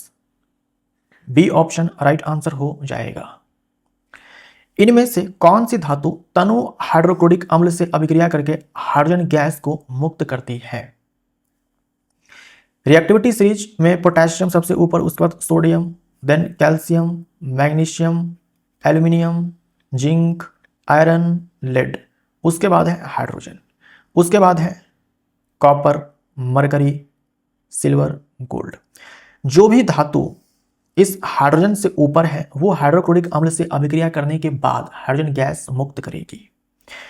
ठीक, अब देखो इसमें से कौन इस हाइड्रोजन से ऊपर है, तो आपको दिखेगा ये लेड है, तो ए हमारा राइट आंसर हो जाएगा। ये सारे जो है हाइड्रोक्लोरिक एसिड से या फिर सल्फ्यूरिक एसिड से अभिक्रिया करने के बाद हाइड्रोजन गैस को मुक्त नहीं करवा पाएगी। प्रति अम्लों के बारे में इनमें से कौन सा कथन सही नहीं है? प्रति अम्ल एंटासिड अतिरिक्त जठर अम्ल को उदासीन करने के लिए उपयोगी होते हैं, बिल्कुल सही है। कभी कभी जरूरत से ज़्यादा एसिड जो है हमारे आमाशय में बनने लगता है तो उसको न्यूट्रलाइज करने के लिए एंटासिड का इस्तेमाल किया जाता है। ये स्टेटमेंट सही है, हमें गलत चुनना है। प्रति अम्ल प्रबल अम्ल होते हैं? नहीं, प्रबल अम्ल नहीं होते हैं, वो दुर्बल अम्ल होते हैं। ये स्टेटमेंट जो है गलत हो जाएगा। सोडियम कार्बोनेट एक प्रति अम्ल है, मैग्नीशियम हाइड्रोक्साइड एक प्रति अम्ल है, बिल्कुल सही है। बी ऑप्शन राइट आंसर हो जाएगा, हमें गलत विकल्प चुनना था, यानी कथन सही नहीं है वो चुनना था। दो ही एंटासिड आपको याद रखने हैं, एक सोडियम कार्बोनेट बेकिंग सोडा और दूसरा मैग्नीशियम हाइड्रोक्साइड, इसे मिल्क ऑफ मैग्नीशिया भी कहा जाता है। अधिक H+ आयन उत्पन्न करने वाले डैश कहलाते हैं, जबकि कम H+ उत्पन्न करने वाले अम्ल डैश कहलाते हैं। ज्यादा H+ आयन अगर जो अम्ल ज्यादा H+ आयन देते हैं उसे हम लोग बोलते हैं कि प्रबल अम्ल है ना। जितना ज्यादा H+ आयन मिलेगा pH उतना ही कम होगा, pH जितना कम होगा अम्ल उतना ही प्रबल होगा। H+ आयन की संख्या जितनी कम होगी pH उतना ही ज्यादा होगा, pH जितना ज्यादा होगा अम्ल उतना ही दुर्बल होगा। तो इस वाले में हम बोलेंगे कि प्रबल और इस वाले में हम बोलेंगे दुर्बल।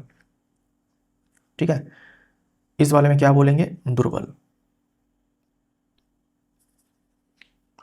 यानी कि स्ट्रॉन्ग एसिड और वीक एसिड, इस वाले में हम लोग क्या बोलेंगे?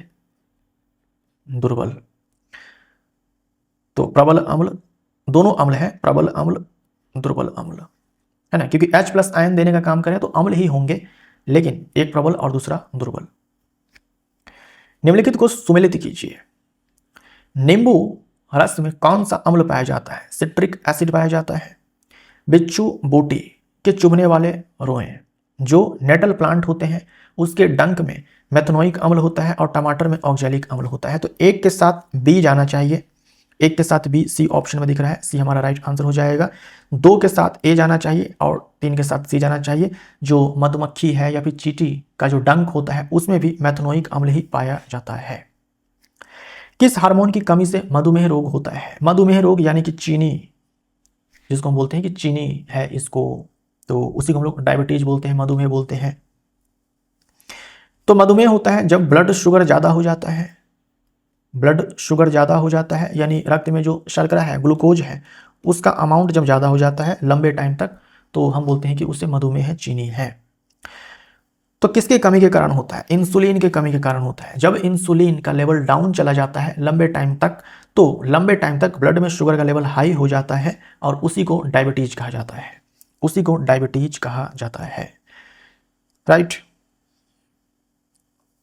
थायरॉक्सिन हार्मोन जो है थायराइड ग्रंथि का हार्मोन है। एड्रिनालिन, एड्रिनालिन हार्मोन जो है ये एड्रिनल ग्लैंड का हार्मोन है। ऑक्सीटोसिन ये हाइपोथैलेमस का हार्मोन है, लेकिन इसका सिक्रीशन जो है पीयूष ग्रंथि के द्वारा किया जाता है ना। ऑक्सीटोसिन का सिक्रीशन जो है पीयूष ग्रंथि के द्वारा किया जाता है।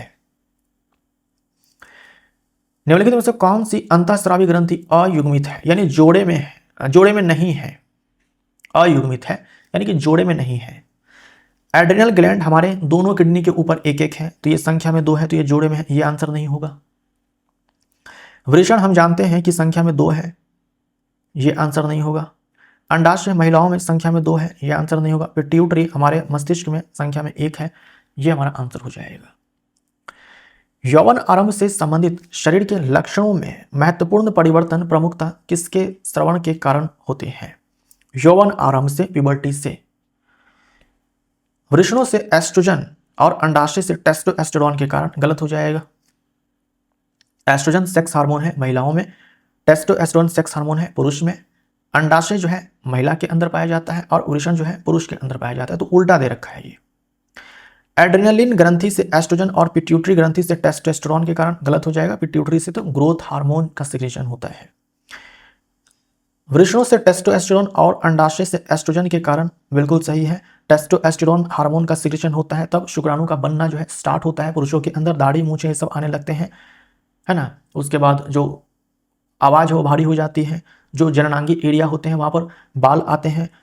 महिलाओं में एस्ट्रोजन हार्मोन के कारण उनमें पीरियड्स आने स्टार्ट हो जाते हैं। उसके बाद से जब ये हार्मोन बनने शुरू होते हैं, हिप का साइज, ब्रेस्ट का साइज इंक्रीज कर जाता है, त्वचा तैलीय हो जाती है। और महिलाओं के अंदर भी जो आर्मपिट होता है, बगल में जो जननांगी क्षेत्र होते हैं वहाँ पर बालों का आना होता है। जो द्वितीयक लैंगिक लक्षण होते हैं वो पुरुषों में टेस्टोस्टेरोन के कारण और जो महिला होती है उसमें एस्ट्रोजन के कारण आता है। थायराइड ग्रंथि से टेस्टोस्टेरोन, ये गलत हो जाएगा। सी ऑप्शन हमारा राइट आंसर हो जाएगा। बौनेपन का कारण होता है, तो पीयूष ग्रंथि से हार्मोन सिक्रीट होता है, वृद्धि हार्मोन। बचपन से ही वो हार्मोन अगर कम सिक्रीशन हुआ है तो व्यक्ति जो है उसकी लंबाई जो है नहीं बढ़ पाती है, वो बौना रह जाता है। तो वृद्धि हार्मोन के स्राव की कमी, बी ऑप्शन राइट आंसर हो जाएगा। ग्रोथ हार्मोन, GH हार्मोन किसका हार्मोन है? पिट्यूटरी का हार्मोन है। पिट्यूटरी का हार्मोन है, पीयूष ग्रंथि का हार्मोन है। मेंडल ने मटर के पौधों के अनेक विपर्यासी दृश्य लक्षणों के आधार पर प्रयोग किए। उनमें से कुछ निम्नलिखित थे। गोल और झुर्रीदार बीज, लंबे और छोटे पौधे, सफेद और बैंगनी फूल। इनमें से कौन से मटर के पौधे में पाए जाने वाले अप्रभावी लक्षण हैं? तो मेंडल साहब ने मटर के पौधों को चुना था जिसमें कॉन्ट्रास्टिंग ट्रेट्स देखने को मिले थे कि भाई बीज या तो गोल है या तो झुर्रीदार है। अप्रभावी विशेषक और प्रभावी विशेषक ये आपको रटे होने चाहिए। बीज में झुर्रीदार बीज जो है अप्रभावी विशेषक है। लंबे पौधे छोटे पौधे में जो छोटापन होता है वो अप्रभावी होता है। सफ़ेद और बैंगनी फूल में जो सफ़ेद फूल होता है वो अप्रभावी विशेषक है। तो झुर्रीदार छोटा पौधा और सफ़ेद, झुर्रीदार छोटा और सफ़ेद, डी हमारा राइट आंसर हो जाएगा। एक बस 20 मीटर पर सेकंड की चाल से सीधी रेखा में चल रही है। यदि बस का त्वरण 4 मीटर पर सेकंड स्क्वायर है तो 2 सेकंड के बाद बस की चाल होगी। हमें देखो क्या सब दिया हुआ है, हमें U दिया हुआ है, हमें A दिया हुआ है, हमें T दिया हुआ है, हमसे V जो है पूछा गया है। तो सारा मान आपको पता है, गति का जो पहला समीकरण है उसको लगाते हैं। 20, A का मान 4 मीटर पर सेकंड स्क्वायर, समय 2 सेकंड, सारे मान SI मात्रक में है। ये 20 हो जाएगा, ये 8 हो जाएगा, 28 मीटर पर सेकंड।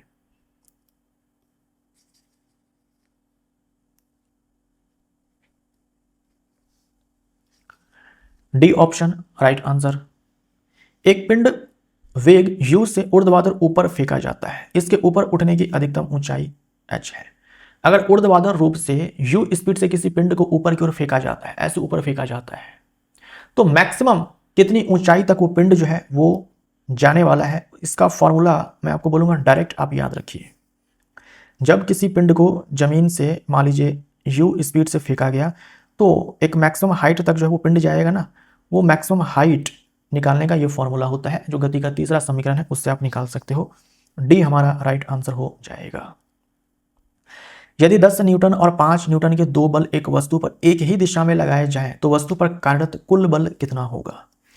एक वस्तु है, मान लीजिए द्रव्यमान इसका m है। अगर इस पर एक ही डायरेक्शन में दो बल लग रहे हैं, एक ही डायरेक्शन में दो बल लग रहे हैं, तो इस वस्तु पर लगने वाला जो नेट फोर्स है इस वाले डायरेक्शन में वो 10 न्यूटन प्लस 5 न्यूटन 15 न्यूटन, यानी कि इस वाले डायरेक्शन में जो है आप 15 न्यूटन का फोर्स बोलेंगे। अच्छा, मान लीजिए यहाँ पर उल्टा होता, एक मान लो इधर 10 न्यूटन का लग रहा है और एक दूसरा इस वाले डायरेक्शन में 5 न्यूटन का लग रहा है, तो क्या होगा? जो इधर वाला 5 न्यूटन का बल है वो इधर वाले 10 न्यूटन में से 5 न्यूटन को बैलेंस कर देगा, यानी कुल मिलाकर के यहाँ पर जो नेट फोर्स है वो 5 न्यूटन का ही बनेगा, वो भी इस वाले डायरेक्शन में। ठीक है, तो हमारा आंसर यहाँ पर 15 न्यूटन हो जाएगा। सी हमारा राइट आंसर हो जाएगा। धातुएं सामान्यतः अम्लों से क्रिया कर लवण तथा हाइड्रोजन गैस देती है। निम्नलिखित में से कौन सा अम्ल धातुओं मैग्नीज और मैग्नीशियम के अतिरिक्त से अभिक्रिया कर हाइड्रोजन गैस नहीं देता? अभी आपने देखा, मैंने रिएक्टिविटी सीरीज बना करके आपको दिखाया था, पोटेशियम से लेकर के लेड तक की जो धातुएं हैं वो अम्ल के साथ अभिक्रिया करने पर हाइड्रोजन गैस देती है। ठीक, अम्ल के रूप में जो है हम लोगों ने बात किया कि हाइड्रोक्लोरिक एसिड हो सकता है और सल्फ्यूरिक एसिड हो सकता है। लेकिन मान लीजिए कि इसके इन दोनों एसिड के अलावा ये दोनों एसिड नहीं हो, नाइट्रिक एसिड हो, ये नाइट्रिक एसिड है, ये नाइट्रिक एसिड है। अगर आप इसकी अभिक्रिया करवाते हो, इसकी अभिक्रिया करवाते हो, चलो मैं फिर से बना ही देता हूं यहां पर एक बार।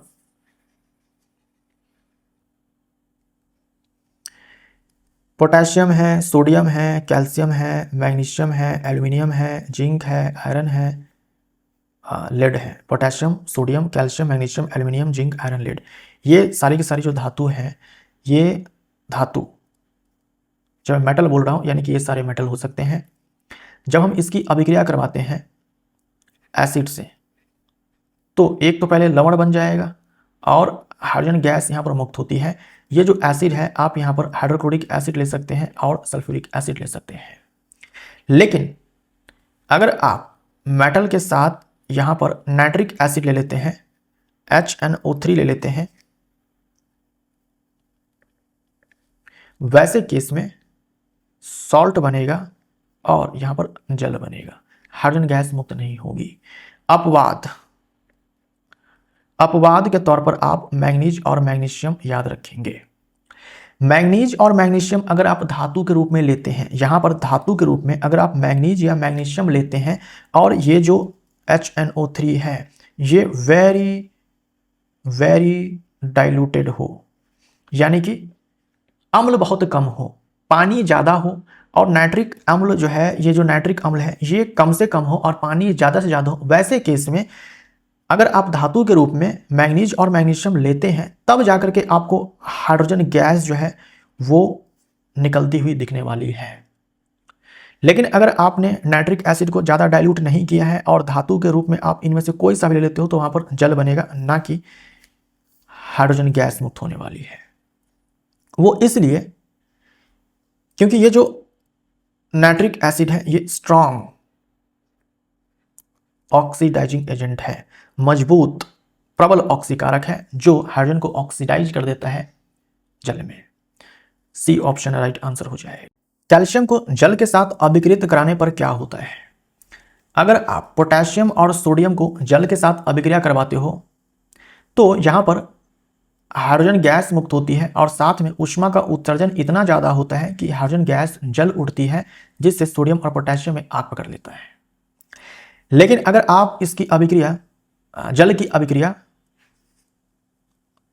लेकिन अगर कैल्शियम और जल के साथ अभिक्रिया होती है, यानी कैल्शियम और जल के बीच में जो अभिक्रिया होती है, तो हाइड्रोजन गैस यहां पर भी मुक्त होती है, लेकिन ऊष्मा का उत्सर्जन उतना नहीं होता है कि हाइड्रोजन गैस जल उठे। तो होता क्या है कि हाइड्रोजन गैस के बबल्स बनते हैं और उस बबल के कारण जो कैल्शियम धातु है वो जल में तैरने लगती है। और सेम चीज मैग्नीशियम के साथ भी होता है, सेम चीज जो है मैग्नीशियम के साथ भी होता है।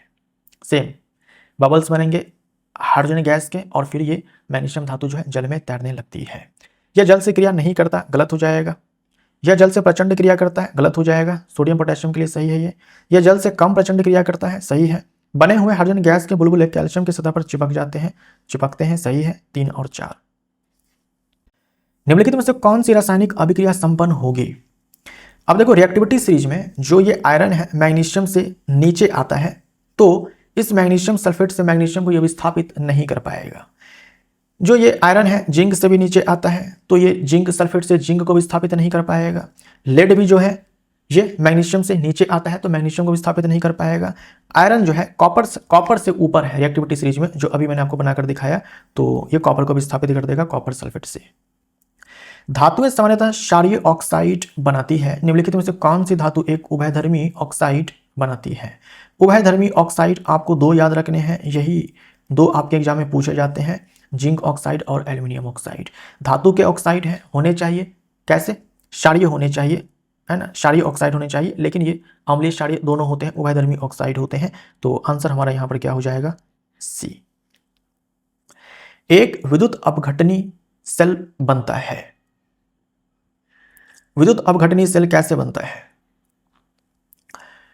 तो उसमें 2 प्रकार के इलेक्ट्रोड्स होते हैं, एक को कैथोड बोलते हैं, दूसरे को एनोड बोलते हैं। जो एनोड होता है पॉजिटिव इलेक्ट्रोड होता है, एनोड पॉजिटिव इलेक्ट्रोड होता है। तो धन आवेशित एनोड से और कैथोड जो है वो नेगेटिव होता है। 2 प्रकार के इलेक्ट्रोड्स होते हैं, एक को हम लोग जोड़ते हैं, है ना, पॉजिटिव नेगेटिव। बैटरी के पॉजिटिव टर्मिनल से जो जुड़ा होता है उसी को हम लोग एनोड बोल देते हैं, और बैटरी के नेगेटिव टर्मिनल से जुड़ा होता है उसे हम लोग कैथोड बोल देते हैं। ठीक, तो धन आवेशित एनोड और ऋण आवेशित कैथोड 3 और 4, बी ऑप्शन हमारा राइट आंसर हो जाएगा। नर जननांगों के विभिन्न भागों में शुक्राणुओं के परिवहन के लिए सही क्रम कौन सा है? तो जो नर जनन अंग है उनमें वृषण है, टेस्टिस है, उसमें शुक्राणु बनता है, फिर वहां से आता है अधिवृषण में, अधिवृषण से शुक्रवाहक में, वास डिफरेंस में, और फिर उसके बाद मूत्र मार्ग में। तो अगर हम नर की बात करते हैं, पुरुषों की बात करते हैं, तो मूत्र मार्ग से वीर्य विभार आता है और मूत्र विभार आता है। ए हमारा राइट आंसर हो जाएगा।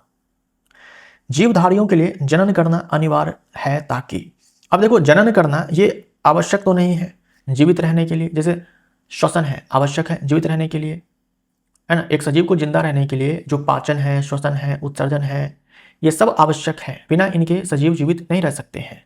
लेकिन बच्चे पैदा करना ये जीवित रहने के लिए आवश्यक नहीं है। तो फिर किस लिए आवश्यक है?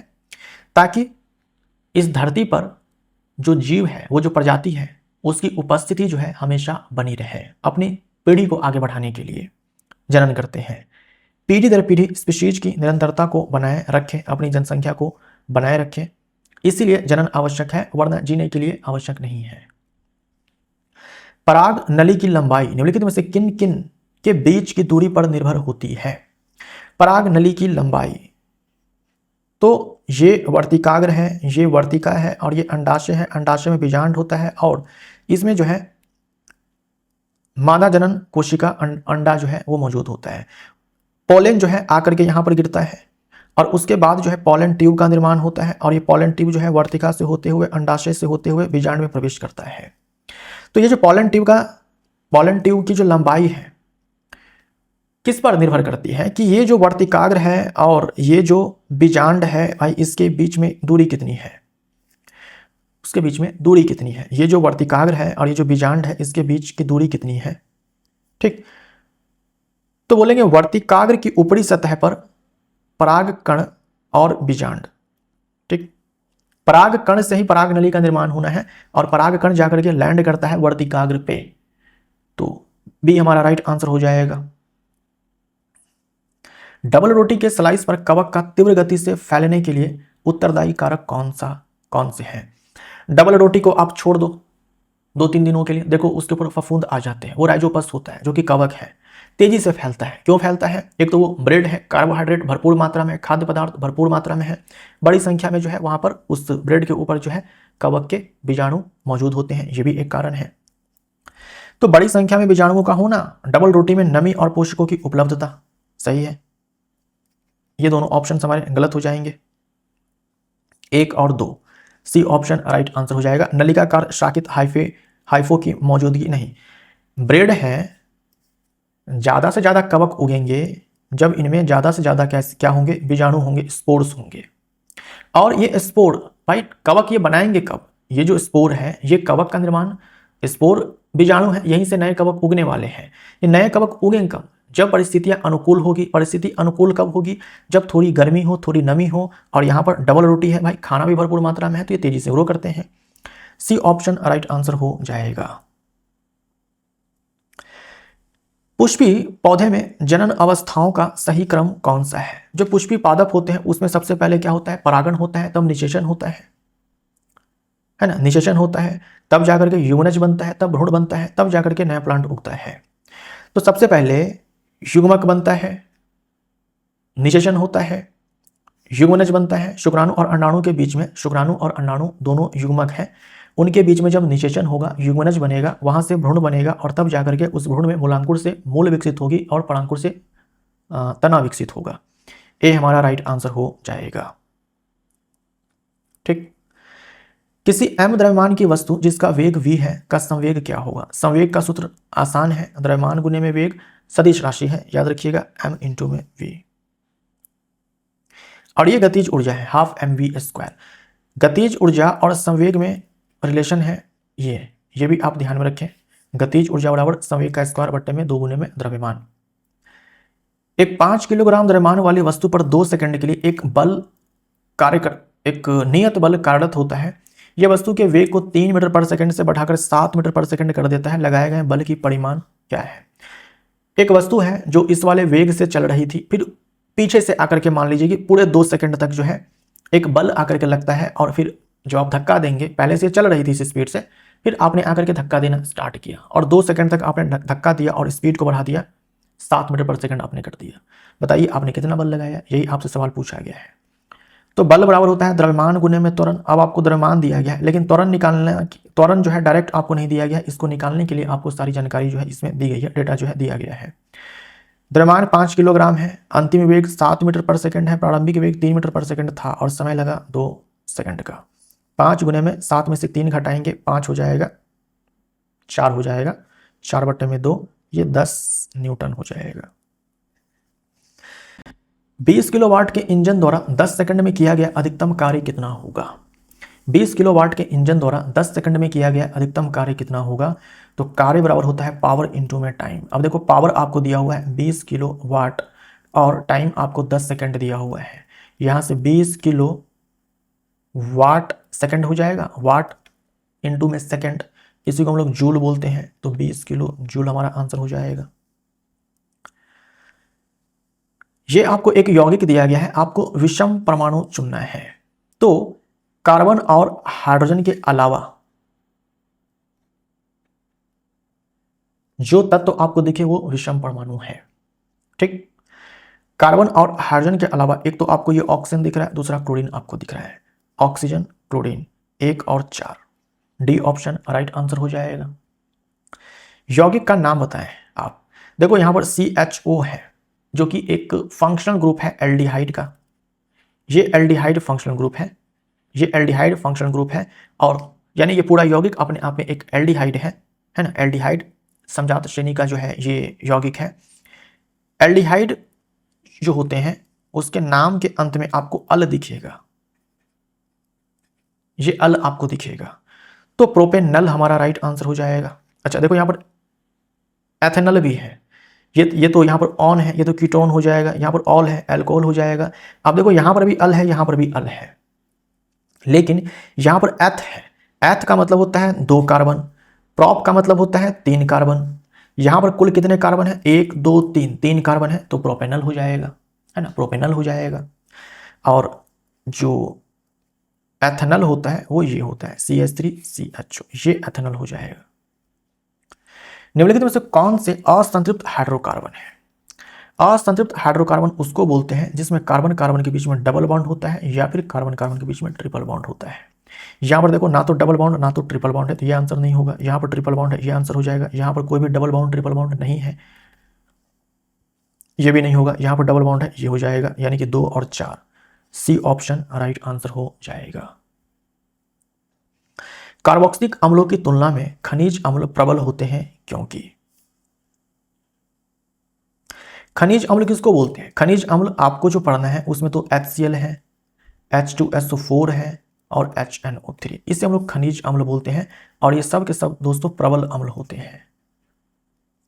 प्रबल अम्ल इसलिए होते हैं क्योंकि अगर आप जल में इनमें से किसी का भी 100 मॉलिक्यूल्स डालेंगे, 100 के 100 टूट जाएंगे और 100 H+ देंगे।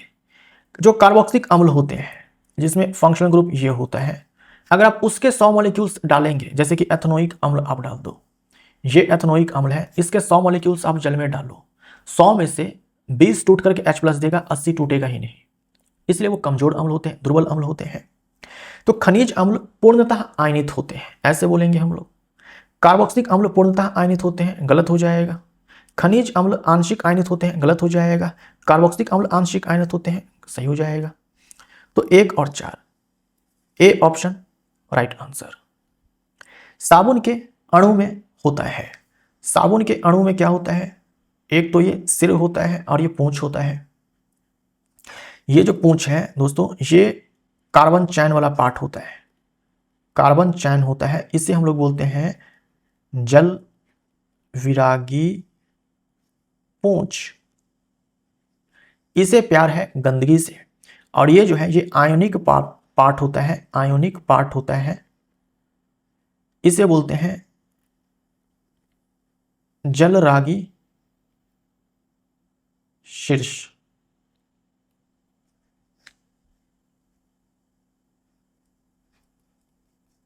इसको पानी से प्यार है, ये आयनिक पार्ट को दिखाता है। इसको पानी से प्यार है, पानी के साथ इंटरेक्शन इस वाले पार्ट का होगा, आयनिक पार्ट का होगा। और ये जो पूंछ है ये पूरा हाइड्रोकार्बन का चैन होता है, इसको गंदगी से प्यार होता है। तो जलरागी शीर्ष, जल बिड़ा की पूंछ, ये हमारा राइट आंसर हो जाएगा। अमीबा स्पायरोगारा ईस्ट में जनन की सामान्य विशेषता क्या होती है? अमीबा में द्विखंडन होता है, स्पायरोगारा में खंडन होता है, ईस्ट में मुकुलन होता है। ये सब के सब जो है अलैंगिक जनन के प्रकार है, तो ये अलैंगिक रूप से जनन करते हैं, सही हो जाएगा। ये सभी एक कोशिक है, ईस्ट एक कोशिक है, अमीबा भी एक कोशिक है, लेकिन स्पायरोगारा बहुकोशिक जीव है ना, बहुकोशिक पादप है ये केवल लैंगिक रूप से जनन करते हैं, तो ऐसा नहीं है। अलैंगिक जनन ये सब के सब करते हैं, ये सभी बहुकोशिक है, तो ऐसा नहीं है। स्पायरोगारा बहुकोशिक है, बाकी के दो जो है एक कोशिक के हैं। मटर के एक शुद्ध लंबे पौधे और एक शुद्ध बौने पौधे में संकरण कराया गया। F2 पीढ़ी में शुद्ध लंबे और बौने पौधों का अनुपात क्या होगा? ये आपको याद रखना होगा। जो मोनो हाइब्रिड क्रॉस होता है उसमें मंडल साहब ने शुद्ध लंबा पौधा लिया, यानी कि जीनोटाइप कैपिटल टी, बौना पौधा लिया genotype capital T small T. ये दोनों के दोनों पेरेंट हैं। इनके बीच में क्या हुआ? पर परागन हुआ। और यहां पर F2 पीढ़ी में शुद्ध लंबे और F2 पीढ़ी में पूछा है ना, ठीक है। F1 पीढ़ी में दोस्तों सारे के सारे जो है लंबे पौधे प्राप्त होते हैं। यहां पर क्या होता है? पर परागन होता है। आपसे पूछा जाता है कि जनक जो लिया जाता है उसमें क्या करवाया जाता है, तो पर परागन कराया जाता है। फिर F2 पीढ़ी में सारे के सारे जो है लंबे पौधे प्राप्त होते हैं। ये टॉल है, लंबा है, और ये ड्वार्फ है। ये सारे के सारे टॉल प्लांट है। अब क्या होता है? यहां पर स्वपरागन कराया जाता है। अब यहां से स्वपरागन कराया जाएगा और इनके जो बच्चे जन्म लेंगे उन्हें हम लोग F2 पीढ़ी के बच्चे कहेंगे। अब इसमें देखो क्या होता है, इसमें 3 लंबे पौधे उगते हैं और एक बौना पौधा उगता है। बौना पौधा का जीनोटाइप स्मॉल टी, यहां पर स्मॉल टी कर देना, स्मॉल टी। 2 लंबे पौधे, 3 लंबे पौधे हो जाते, 3 लंबे पौधे जो होते हैं उसमें 2 होते हैं कैपिटल टी स्मॉल टी वाले, यानी हेट्रोजाइगस, और एक होता है आपका जो शुद्ध रूप से लंबा होता है। यानी एक पौधा लंबा ऐसा उगता है जो शुद्ध रूप से लंबा होता है, जैसा कि यहां पर जनक लिया गया था। एक बौना पौधा उगता है और 2 ऐसे लंबे पौधे उगते हैं जिनका genotype capital T small T है। हमसे पूछा है कि शुद्ध लंबा पौधा और बौना पौधा जो है उसका रेशियो बताइए। शुद्ध लंबा पौधा तो एक ही उगा है। यहां पर देखो लंबे पौधे तो ये तीनों हैं, लेकिन शुद्ध लंबा कौन है? ये कैपिटल टी वाला। ये संख्या में 1 है और बौना पौधा भी संख्या में 1 है, तो 1:1 हमारा आंसर हो जाएगा। अगर हमसे केवल इतना पूछा जाता कि लंबे पौधे और बौने पौधे का अनुपात क्या है, वैसे केस में हम लोग क्या बताते? 3:1 बताते। समझे आप? तो ये ध्यान दीजिएगा, शुद्ध लंबा पौधा पूछा हुआ है। 10 न्यूटन का एक क्षैतिज बल 5 किलोग्राम की वस्तु को बल की दिशा में 2 मीटर की दूरी तक विस्थापित कर देता है। बल द्वारा किया गया कार्य। तो बल द्वारा किया गया कार्य बल गुने में विस्थापन होता है। ये फॉर्मूला हम तब लगाते हैं जब बल की दिशा में विस्थापन होता है। बल 10 न्यूटन का लगा है और विस्थापन 2 मीटर हुआ है बल की दिशा में, तो यहां पर 20 जूल हमारा आंसर हो जाएगा। ठीक। एक ध्वनि तरंग के तरंग दैर्ध्य की गणना करें जिसमें आवृत्ति 200 हर्ट्ज है और किसी दिए गए माध्यम में उसकी गति 400 मीटर पर सेकंड है। देखो आपको आवृत्ति दी गई है, आपको जो है जो स्पीड है वो आपको दी गई है, आपसे जो है वेवलेंथ पूछा गया है। तो v = लैम्डा इंटू में f, ये फॉर्मूला इंपॉर्टेंट है, साउंड चैप्टर से न्यूमेरिकल मात्र इसी वाले फॉर्मूले से पूछा जाता है। अब ये जो v है इसका मान आपको दिया हुआ है 400 मीटर पर सेकंड एसआई मात्रक में है। लैम्डा आपको चाहिए एसआई मात्रक में, लैम्डा यानी कि वेवलेंथ का एसआई मात्रक मीटर होता है। आवृत्ति आपको दिया गया है एसआई मात्रक में हर्ट्ज में। तो ये लैम्डा बराबर हो जाएगा 400 और बट्टे में 200, 2 बार में इसको उड़ाएंगे 2 मीटर हमारा आंसर आ जाएगा। तो दोस्तों इसी के साथ हमारे 100 सवाल पूरे होते हैं। Thank you so much.